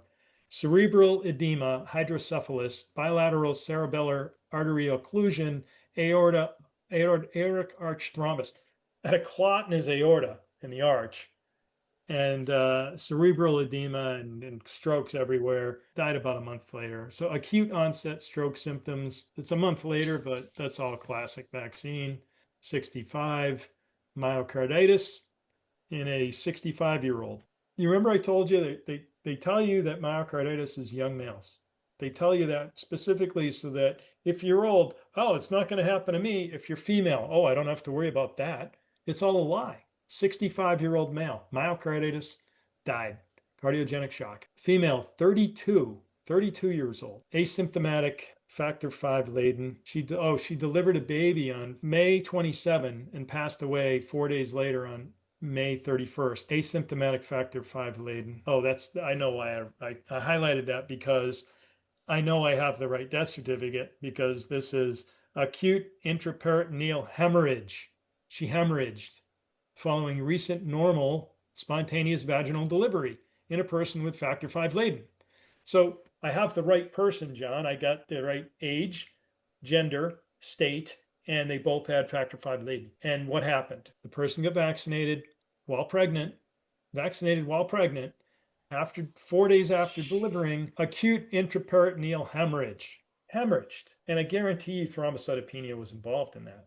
75-year-old patient received Pfizer booster, complained of general malaise and weakness, was admitted with sepsis pneumonia, expired. Vax date was January 13, 2022, died on January 16, 2022. So he was injected on the same day as the 7-year-old Cassidy Baraka. And what happened? Hemodynamic instability related to sepsis, multifocal pneumonia. So what did I show so far? Don't ask me that. I have 8 minutes. Well, no, I'm not asking you. This is my mid. I didn't know there was gonna be a test, man. My mid-presentation recap. So Dr. Sarah Meyer testified and said only myocarditis happens from the vaccine. And she did say young males later on, and I didn't get to the rest of her testimony. Only Janssen is the bad one that causes thrombosis and thrombocytopenia. CDC correlates VAERS records to death records, Medicare, and immunization records. She said that. CDC dives into the individual charts and medical records forensically. She said that. CDC found no signals looking at stroke, heart attack, thrombocytopenia, Guillain-Barré, Bell's palsy, seizures, venous thromboembolism. So vein clots. Beaudoin, what did I just show? I showed excessive thrombocytopenia in data and then in individual records. I showed excessive cerebral infarctions, ischemic stroke, and then I showed it to you in individuals who had those. I showed you express written Y59 coded vaccine deaths, of which there are 272, and she's saying there's only 9 TTS deaths from Janssen and some myocarditis here and there. And I also numerous correlated VAERS and death records showing vaccine-caused deaths, 7-year-old girl from likely gastrointestinal ischemia, falsified death record. 12-year-old girl had a stroke. Oh, I didn't show you Amaya's stroke. Amaya McDonough Rocha got 4 vaccines at once. Her third COVID shot, meningococcal, Tdap, and HPV, on August 3rd, 2022. She was dead from a cerebellar, tonsillar, and bilateral uncal herniation on August 29th. Sorry, I didn't get that in the presentation. 16-year-old boy, I showed you Micah Williamson, cardiomyopathy. 17-year-old girl, that's Eden McDonald. 30-year-old woman, Brianna McCarthy. 62-year-old woman, stroke, Diane Dubois. So you got stroke, GI ischemia, cardiomyopathy. So basically, I've done what Sarah Meyer, for the last 3 years, I've been doing what Sarah Meyer purports the CDC to do. I have 1,800 pages. I just showed you a bunch of stuff from 3 years ago. I haven't even gotten to my current stuff. 1,800 pages of records and graphs, hundreds of COVID vaccine deaths. Extrapolation of my data leads to hundreds of thousands of vaccine deaths in the United States. And that's a fact, Jack. Direct cause. Yep. Easy to prove. Yep. It's the cancers. It's the, like somebody posted in the chat, the children that were never born. There's so many other variations of how these deaths occur. I never actually got to the chat. I feel bad. I don't know if anybody asked any questions. Well, they're just, I think it's mostly just filled with like women that are into you. Stop it. Hey, I wanted to make a podcast called Two Men No Pants. Okay. But the air conditioner is a little too strong in this house. So oh God. Here we go. The Irishness. So poor John, just to try to end on a slightly lighter note. At some point I think I over joked with you and you found other groups to play with. What do you mean? When we were in Florida? Yeah, we were in Florida just because. Oh, you were nonstop. I was like, what is you? Yeah, when I get into well, because I had so much pressure on me to make sure everything worked out the next day. It was like when I'm in a shoot scenario, any kind of pressure scenario like that, it's a joke force multiplier. So I'm keeping myself positive. It's just a natural, when you put pressure on me, jokes squirt out. So it's a odd way to put it, but that's how it works. So anyway, it was a good, I mean, overall, I think we had a good experience. Yeah. You know, I don't agree with everybody on everything. In fact, I disagree with almost everybody on something. And these events, you know, if we continue to do them, or if I continue to participate in them or whatever, you know, I'm going to get attacked for, oh, you had this person at that event, you know, he's bad because of this, that, or the other. I'm not necessarily approaching this like a pure 100% fact-based thing. Does that make sense? Like I'm thinking more on a spiritual level. And if, you know, there are people who are villainized in this movement or are, you know, sidelined for things that some people say, like, I want to give them a chance to speak. And I'll tell a story about Ann Vandersteel. And this is a story that I told her at the event. I was like, Dan, are you going to come hang out with us afterwards? And she's like, oh, I'm going to go home. And I was like, well, I have to tell you this story. And I said, and I tell this story about you because it's a positive message. And I'm actually going to do a recording about this, but I'm going to go ahead and launch it here and then maybe we can close out. But 2 years ago, Ann and I had sort of known each other at this point, and I noticed that she had made a post on Facebook or on Twitter about a truck filled with something on the back of it, and it was on fire, and it was uncontrollable fire. It was holding up 6 lanes of traffic on each side of a huge highway. And the headline said, you know, truck with EV batteries catches fire and shuts down, you know, major intersection. And she makes a post like, how's those electric EV batteries doing you guys now, huh? So I have 2 electric cars, so I'm a little sore about that. And I just read the comments. I was like, I gotta prove this, right? Because I want to confirm. I don't want her just to say it. And 20 comments down, somebody said, sorry, Ann, you got this wrong. Here's the original video. You could see a little bit more. It's a truck with oil cans on the back. Different. Okay. Different in thing. But she didn't see it, and it was like 12:30 at night. So I saw that she had gotten it wrong. So I copied the link to the better evidence, and it was in Russia too. So it was like even funnier. So I sent it to her, and I was like, hey, just FYI, this is wrong. Now, you know how this works in this movement and every movement. If you tell a person that they are wrong about something, you got about a 50-50 chance that they're going to go, how dare you? I know what I'm talking about. You're an idiot. You don't know what you're talking about, whatever. Anne immediately goes, oh no, thank you for the heads up. Deletes the post. We move on. And Absolutely. It's like, Anne, yeah. And I said, Anne, I tell people this story about you because, first of all, I think it's just great. And I love you to pieces for it. I mean, but I said, it's so important that we all correct each other when we make mistakes. Iron sharpens iron. We need to make sure that we get it right. And if I'm wrong, I want you to tell me I'm wrong. There's gradual areas in there where, you know, somebody has a study that says this and somebody else has a study that says this. And I think all the studies are crap at this point. So I don't care about that debate at all. Yeah. Either side. You know, our side relying on papers after 5 years.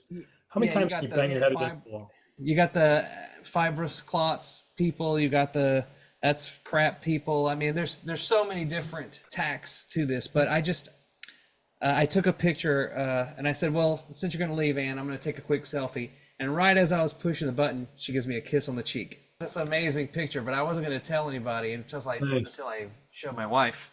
But then I'm going to tell the short story later and post as a blog post and let Anne approved me to release. Yeah, that's good. Picture. No, I had a good conversation. We need more of that. Yes. John, I have the same experience. Some people get volatile when you point out some truths they don't like, and they're averse to being wrong. And that's why I say this whole thing is a pandemic of hubris. People can't see themselves as ever being wrong. And that's just hubris. It's up to you if you want to stay on. I'm going to continue on because I do want to get to some of the worst cases here. Like, this is Vermont. So if you have to go, I understand. Just let me know. I'll cook it for a few more minutes. All right. So I did the Vermont memorandum more than 2 years ago. This, by the way, was served to Governor Phil Scott, Lieutenant Governor David Zuckerman, State Attorney, State Treasurer, Secretary of State of Vermont, State Auditor, Health Commissioner, Deputy Health Commissioner, Deputy Health Commissioner, Chief Medical Examiner, Sergeant at Arms, Senate President pro tempore, Speaker of the House, Chief Justice, Associate Justice. I sent this to the heads of all three branches of government. I've paid thousands of dollars to have these all certified mailed. These are now available to anybody who has a lawsuit. I have proof that these were delivered. So what is this? This is Karen. I didn't put her last name here, but I have it. Her certificate ID in Vermont, 1442021205810. What did she die from in her certificate here?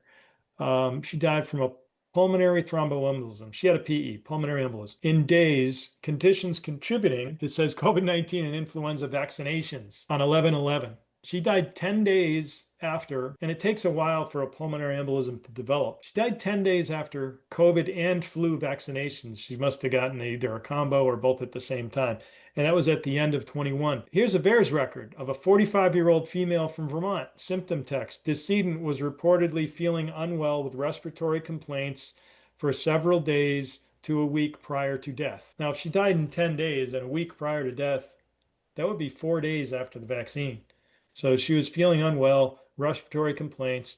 I mean, people have trouble breathing. They're tired. It says progressively more wiped out and tired, staying in bed most of the time, autopsy confirmed bilateral pulmonary thromboembolism as cause of death. The VAERS record matches. She died from the vaccine, another clot death, another pulmonary embolism death. I showed you there were 33,000 in excess. This is a major problem. It's also a record that I found that the CDC didn't find. Here's another one. And this one breaks my heart, even though you say 98 years old. Why would it break your heart? They gave her the shot. Well, I'll just read it. Ethel, of course, her name is Ethel. She's 98 years old. Certificate ID 1442021201968. Ethel, 98, female. Congestive heart failure in 24 hours. Myocardial infarction in 24 hours. Hypertensive cardiovascular disease in years. Yeah, she was 98. But she had a heart attack in 2 days, right? Here's the VAERS record of the only 98-year-old in Vermont, which only has 600,000 people, who happened to die on the same day as Ethel. It's Ethel's VAERS record, there's no question. Tachycardia involved in 29% in excess in Massachusetts. I just threw that in there. But here's the VAERS record.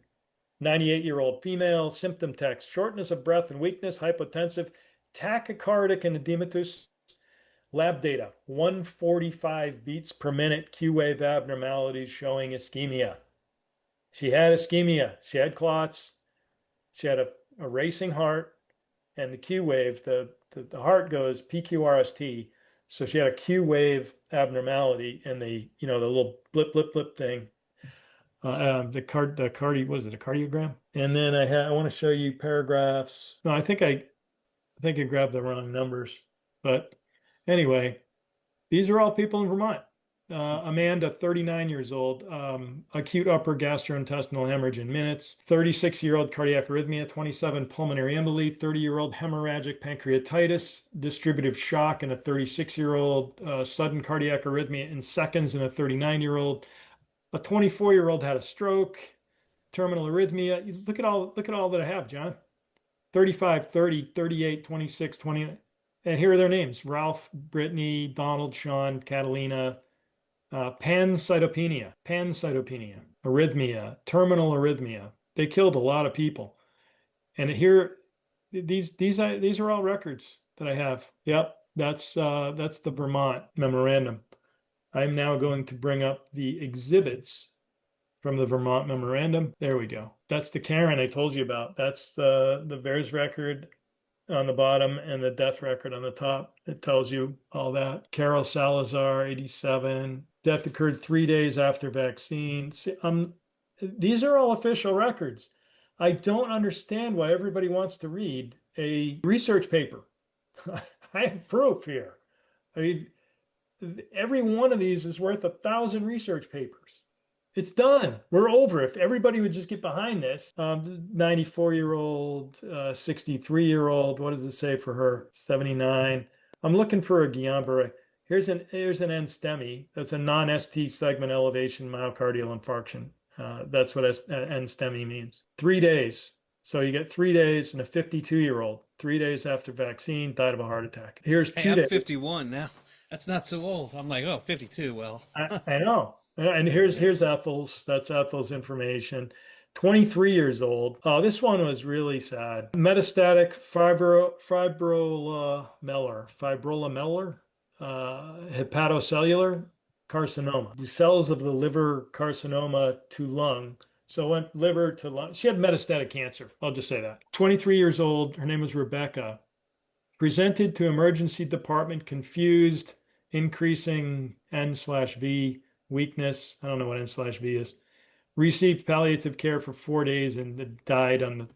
So she wanders into the emergency room confused at 23 years old and dies. And she had cancer. But she died on, what was the date she died on? May 24th. May 24th. So, it says here she had cancer for 3 months. They said the vaccine date was May 18th. So she went from probably had cancer and was going through it. She gets the vaccine, and then boom, in 6 days she doesn't know who she is, wanders into the ER. I don't know why. I just consider that sad, very sad. 67 years old. That said might not be linked to vaccine, but yeah, this is funny. The person who wrote the VAERS record is trying to get out of writing it. So pulseless electrical activity, aortic valvular failure, subacute bacterial endocarditis, subacute. Okay, so maybe that wasn't involved. I don't know. Bacterial. Yeah. What state was it? Endocarditis is almost always bacterial. And I like that they never identify the specific bacteria. They may have if they did an autopsy, because he was only 67. They wouldn't put that in the death record. That would be in the autopsy. But endocarditis is almost always bacterial. And a cardiologist kind of blew me off when I said endocarditis is really high since the vaccine. He said it's always bacterial. It's got nothing to do with it. I just wanted him to open his mind, because if you impair the immune system, then endocarditis will go faster. Will kill people faster. There's a stigma around endocarditis because it happens a lot through intravenous drug use. And so people will attribute, oh, well, if he was young and got endocarditis, probably was a heroin addict. And they kind of blow him off. But, if you can't fight infections in your bloodstream that attach to the valves in your heart, and you get endocarditis and die, it may just be because your immune system was impaired. And I just want the doctor to be open to that. That's all. Try to get through Vermont here because I want to quickly do Connecticut. 96-year-old people think, well, she was 96. Well, you know what? You die after the vaccine, probably would have lived another month. So they were robbed of a month of their life. Cerebrovascular accident, another stroke, an 83-year-old. I tell Vermont, 18 carditis, 21 tachycard, ischemia. The word clot appears in 31, embol appears in 16. So I say they should investigate those records. How many endocarditises did you find? Oh, I would have to, John, I'd have to go look. Okay. It's a big signal, but it's just really hard because doctors, they just think it's bacterial. It's bacterial. It can't be the vaccine. Can't be the vaccine. But there's a lot, it's a lot more than myocarditis. A hell of a lot more than myocarditis. I'm not going to show anymore. I don't know if you can see me scrolling on the left here. There's 43 slides. So there's 43 of these pages. All right. So done with that one. Let me bring up the Connecticut Memoranda Series Volume 2, and then we'll finish up. Now, remember, this is to refute Dr. Sarah Meyer's testimony, where she said there's no signal. I think I've shown quite a signal. Right. And she basically lied. So, Connecticut Memoranda Series. You try to look at it from their perspective. And at what point was the choice made? Because this reflects a collective choice made at the CDC. And the FDA and other agencies and hospitals, whatever else. At what point did that choice come where they decide, I'm going to toe the line and be like everybody else? Or I'm going to be one of these quacks that runs out and points out the issues? It's gradual. I mean, yeah, it's like a John, shaves away at your soul, right? I was in sales for a lot of years, and I watched people throughout my career, the salesy kind of guys. I was never a salesy guy. I was always, I'd use strategy and brain power. In order to win a deal, they would tell a little lie to get it done, just to get it done, because they're afraid of losing it. That fear of losing it causes them to do the little lie. The little lie at 25 years old gets bigger and bigger. And when you have I had commission checks. I had a commission check on the line for $250,000. So if I close the deal, I get $250,000. And all I had to do is tell a little lie and have them sign it. I'm not going to do that. I can wait the extra 10 days. One time I waited an extra 3 months with the president of the company just rip shit mad at me. I'm like, no, I'm not going to lie. I mean, we'll get it. Don't worry. Don't worry. One time I had a client. I did a project for a movie called This Is the End with Seth Rogen and a bunch of those guys. I love that. Yeah, it's terrible, but I love it. It's a horrible movie. I mean, there's some funny, really off-color stuff in there. So anyway, yeah. I did this campaign for it, and I delivered it to a network, and then I noticed one half of a frame was a half of a shot that wasn't supposed to be there. It was just in one spot, but I could have let it go. Nobody would have noticed it. But I was such a perfectionist idiot at the time that I went to my client and I said, look, I made a mistake. I need to redeliver this one thing. And it was like a whole pain in the butt. They had to bring in editors and all this to do it back then, because at this point, I think we were still doing tape deliveries. Okay. And this was before the Japanese earthquake. I don't know if you know this history, but there was a Sony factory in Japan that made digital Betacam and HD cam tape. Okay. And when the earthquake hit, it devastated that factory, and then the entire industry switched to online delivery due to this catastrophic event to this factory, which was actually really good for all of us because we were ready to go with the internet uploads. It's just we needed that sort of like... I'll tell you something really funny in a minute. You're going to laugh. So anyway, I lost the client. He never worked with me after that, really. But so I was calling on the engineers, the first 4 engineers that started a little company in Massachusetts called Avid Technology. They were the first to come out with the bunch of hard drives, converting all of your movies to digital and having that digital editing system. And now you can buy software almost for free that does all that. But back then, they had Golden Globes in the case of out in front of their building, and that was a big thing. So Avid was everything, dude. Always. Avid owned that market, and then technology went too fast, and knockoffs could be made for pennies on the dollar, but their systems were millions of dollars. Yep. All They right, were crazy expensive. They didn't know how to maintain their disruption. Yeah, they couldn't. To be honest with you, they couldn't. I don't want to get too technical. I mean, we were selling them 22V10s, which are programmable logic arrays that made the system.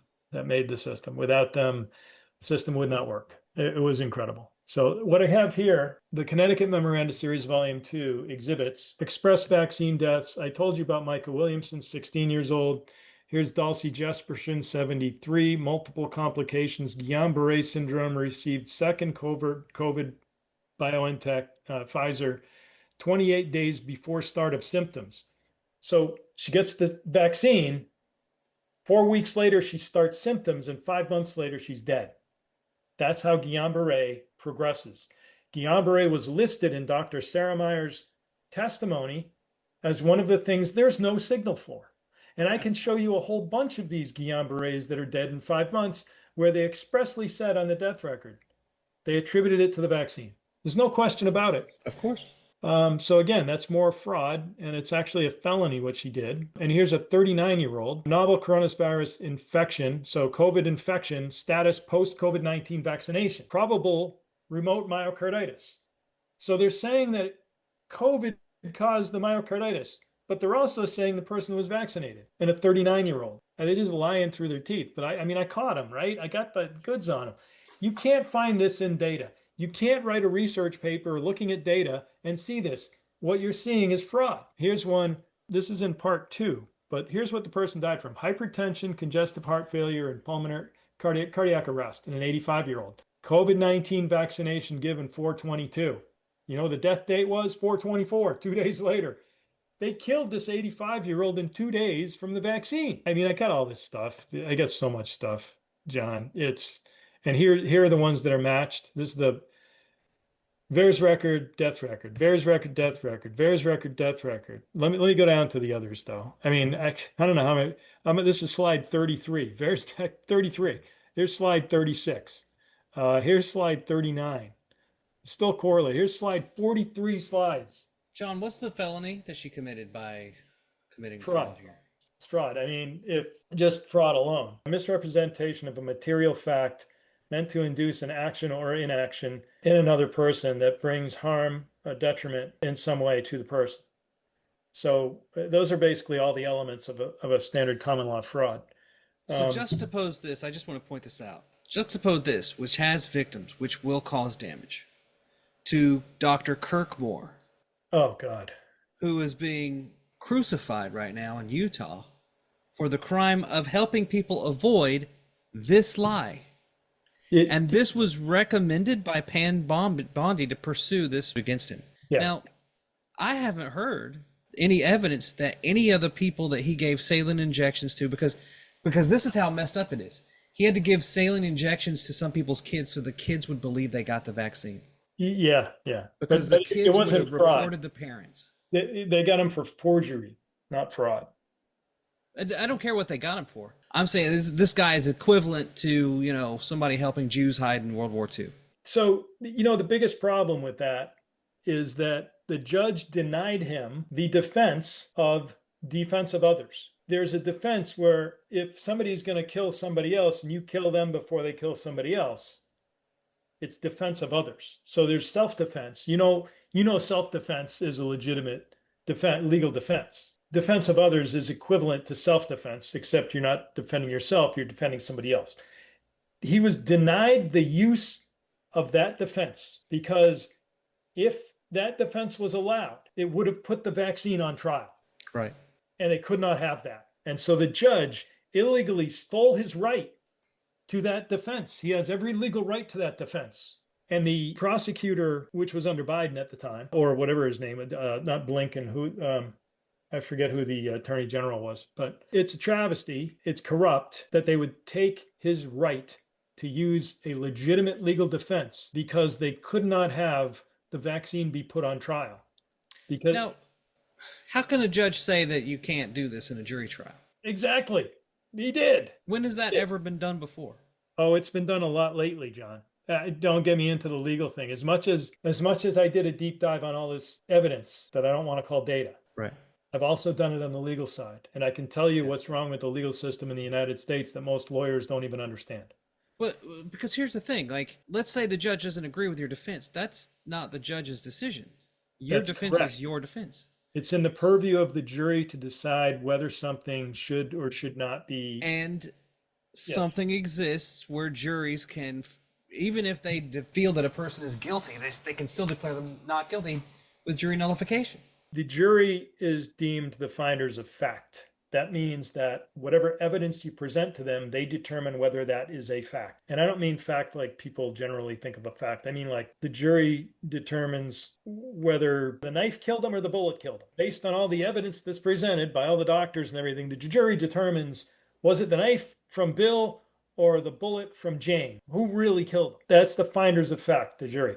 The determiner of law is the judge, and that's actually debated. The jury should also be the determiners of law. But So I mean, I just don't understand. Like, if the legal defense decides, despite what the judge has invented, to pursue this method of defense, it's appealable. how could he stop Well, he did. He said you can't bring that up in trial. You cannot raise that defense. It's not available to him. It was taken away from him. But it's appealable. So I'm thinking about, did you hear about that judge a couple of weeks ago in Utah? There was a judge and I think like a fire department head or something like that. They were exchanging child sex abuse material. No. Well, I've heard so much of that. I don't know which one. I know, but this was recent, I believe, in Utah. Dude, what the hell is going on? I mean, I'm repeatedly wake up. It's criminal procedure and civil procedure. It's been a frog in the pot, slow boil. I call it the scope creep. The scope creep of these doctrines, such as standing doctrine, qualified immunity, sovereign immunity, mootness, ripeness, laches, all these doctrines have been usurped by the courts, making their own rules. Okay. But the Rules Enabling Act put through by Congress is statutory. The judiciary has to follow that because they're the lawmakers, the legislative branch. But what they did was the Rules Enabling Act allowed the judicial branch to make their own rules. So now they're making their own rules. Okay, well, the rules got a little out of hand. It's civil procedure on the lawsuit side and it's criminal procedure on the criminal side. And these rules that the courts are making up are extra legislative. They're not, they need to be codified in statute because the judges are all out of control. And one example, the worst one, is the Ashcroft versus Iqbal case on the civil side, where you have to state a plausible claim on its face. Otherwise, it's dismissed on a Rule 12b1 subject matter jurisdiction, or you may have heard a 12b6 failure to state a claim. You hear that all the time. That's the subjective whim of any judge if he doesn't want to hear a case because his wife doesn't like the subject matter, or he has a golf outing that day. It's inconvenient for him. But what has to be weighed on balance against that is the rights of the plaintiff to bring a case, which is enshrined in the most foundational right we have in the First Amendment. Right. The right to petition the government for redress of grievances. You got a grievance against somebody, what are you going to do? Kill them? Punch them out in the street? You have to go to court. The courts have to solve disputes between people. Otherwise, civil society breaks down. And because that Ashcroft versus Iqbal case, 2009, it's been cited 300,000 times. It's 30 times more than any other seminal case in the history of the United States on a per year basis. And it's because the judges got used to using it and the lawyers got used to using it. The more they used it, the more they saw how it worked, and they dismissed the hell out of everybody, such that a person like me or you, we no longer have access to the courts. The whole system's broken, John. The whole thing.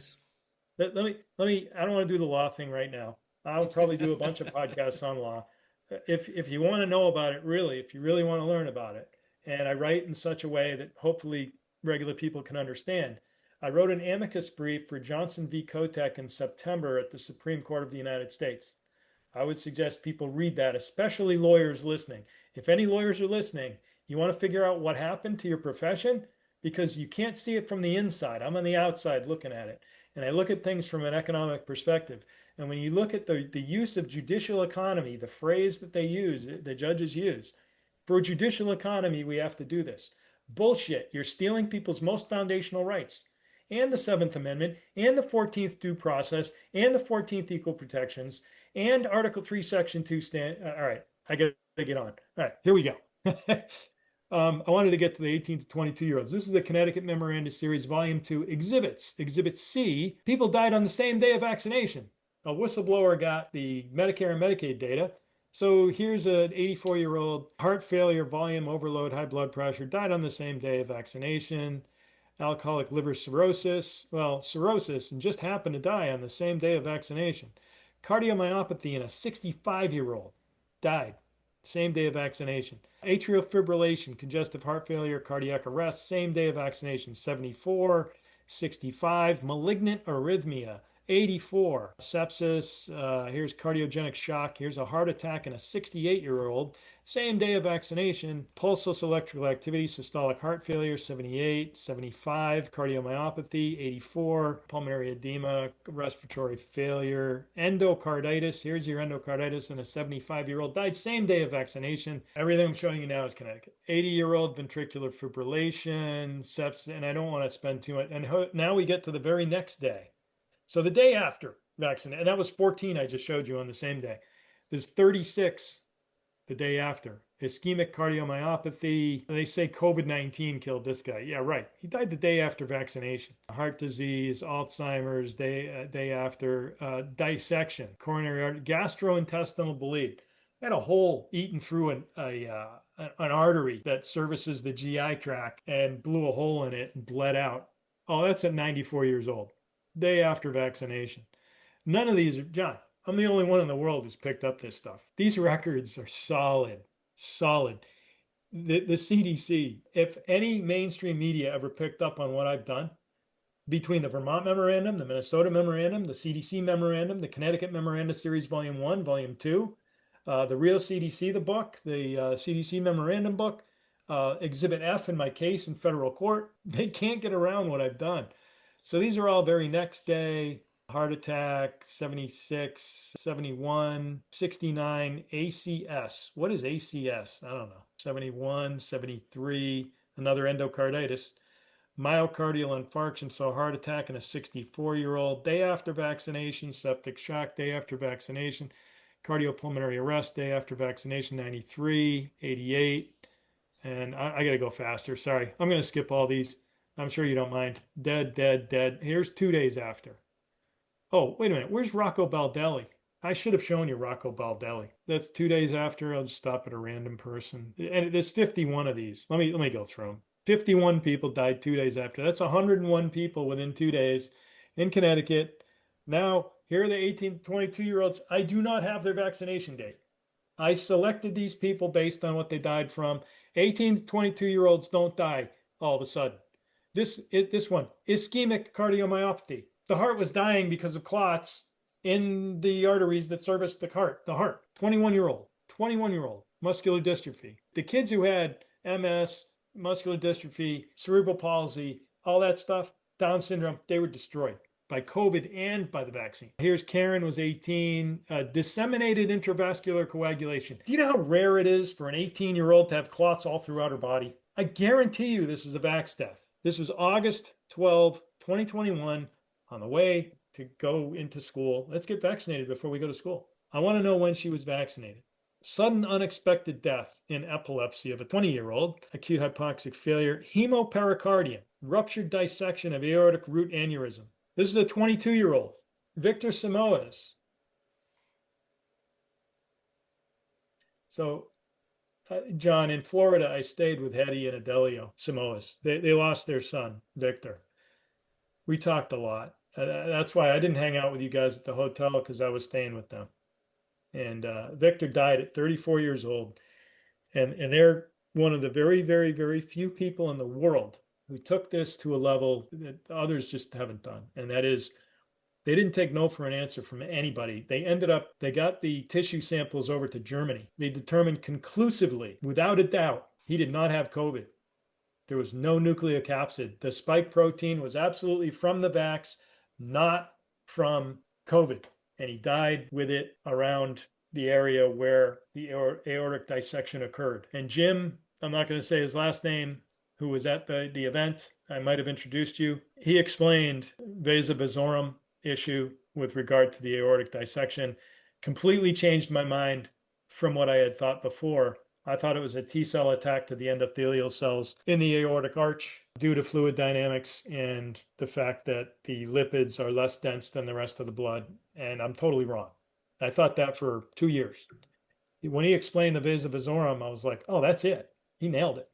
You're clotting the arteries that service the vasa vasorum, which is a mid-wall material that's in the aorta. When something is deprived of enriched blood, it dies, necrosis. And once it dies, basically it fades away and there's a hole left there. So he had a hole in his aorta.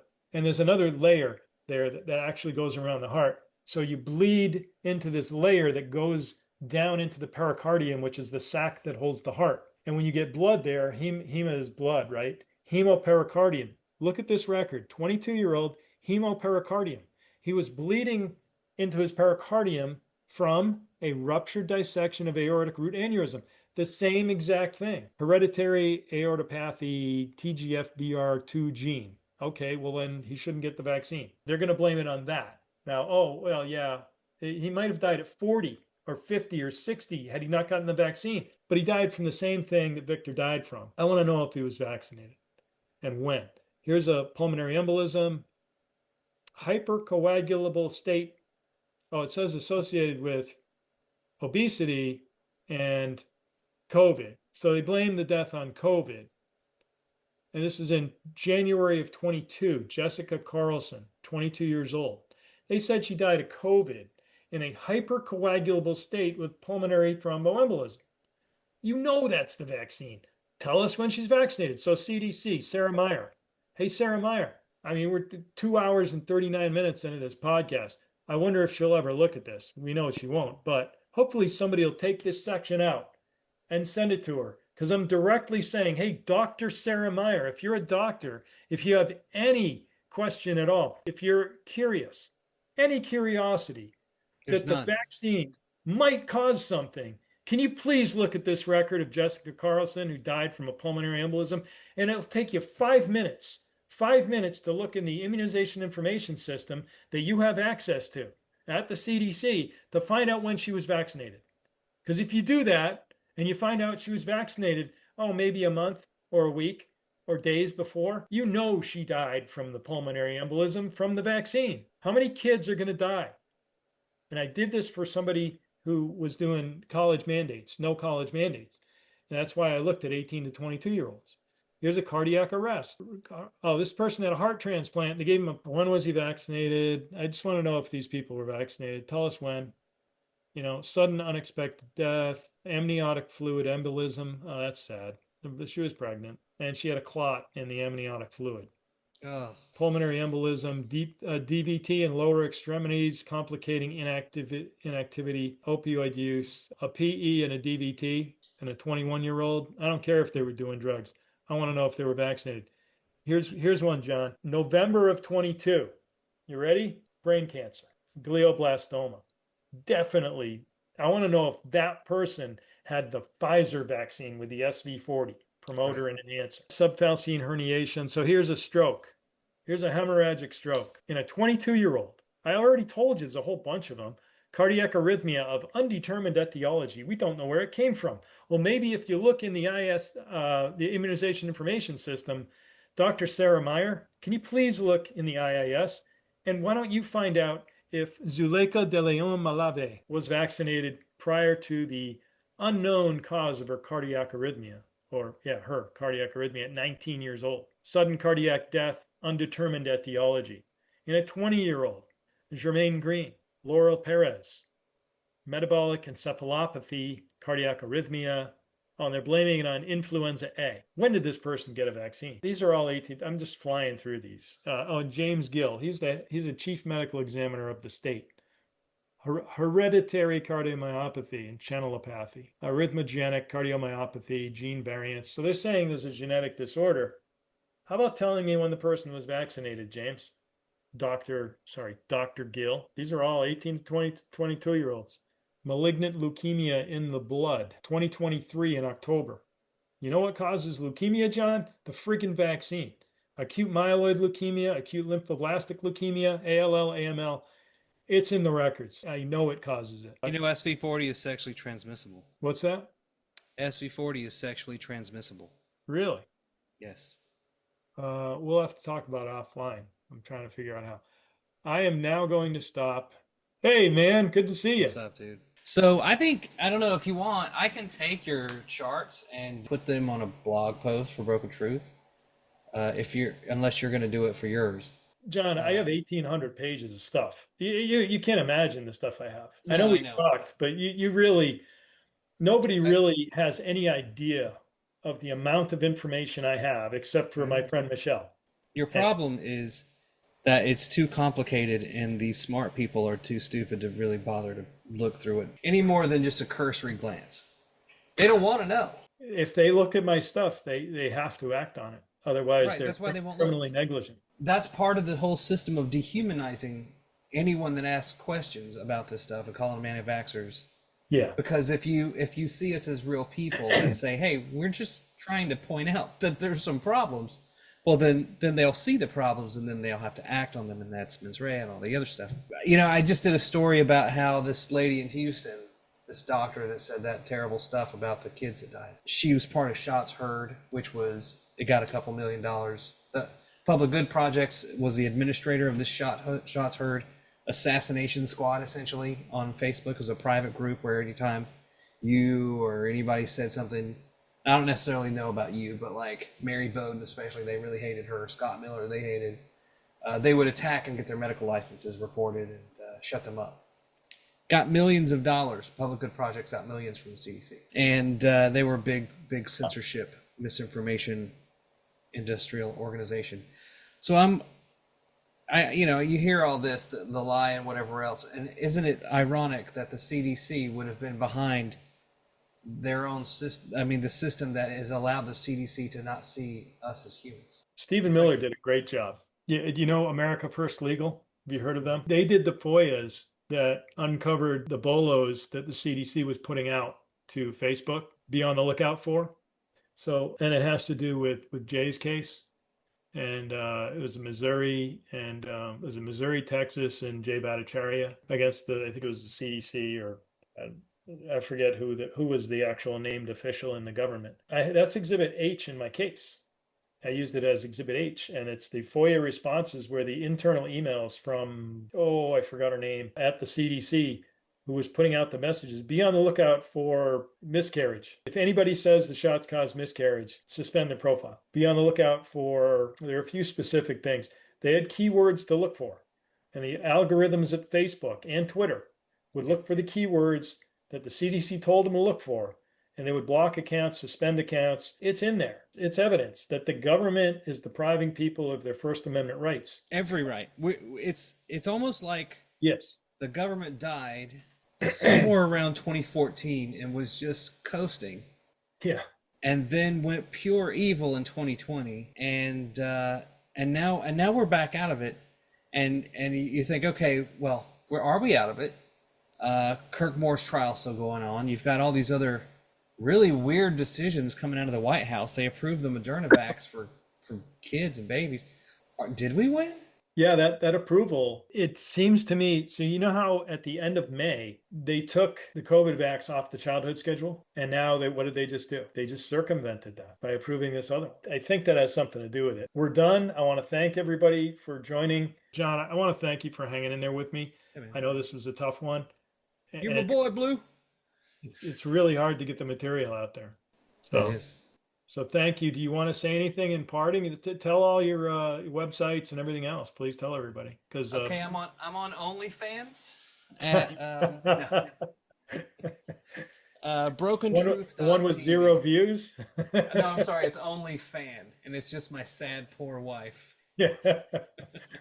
No, BrokenTruth.tv, epidemicofraud.com, and if you need ad agency work, it's magicfeatherinc.com, inc.com. Thank you very much for coming. And mine is therealcdc.com for books, therealcdc.substack.com for articles.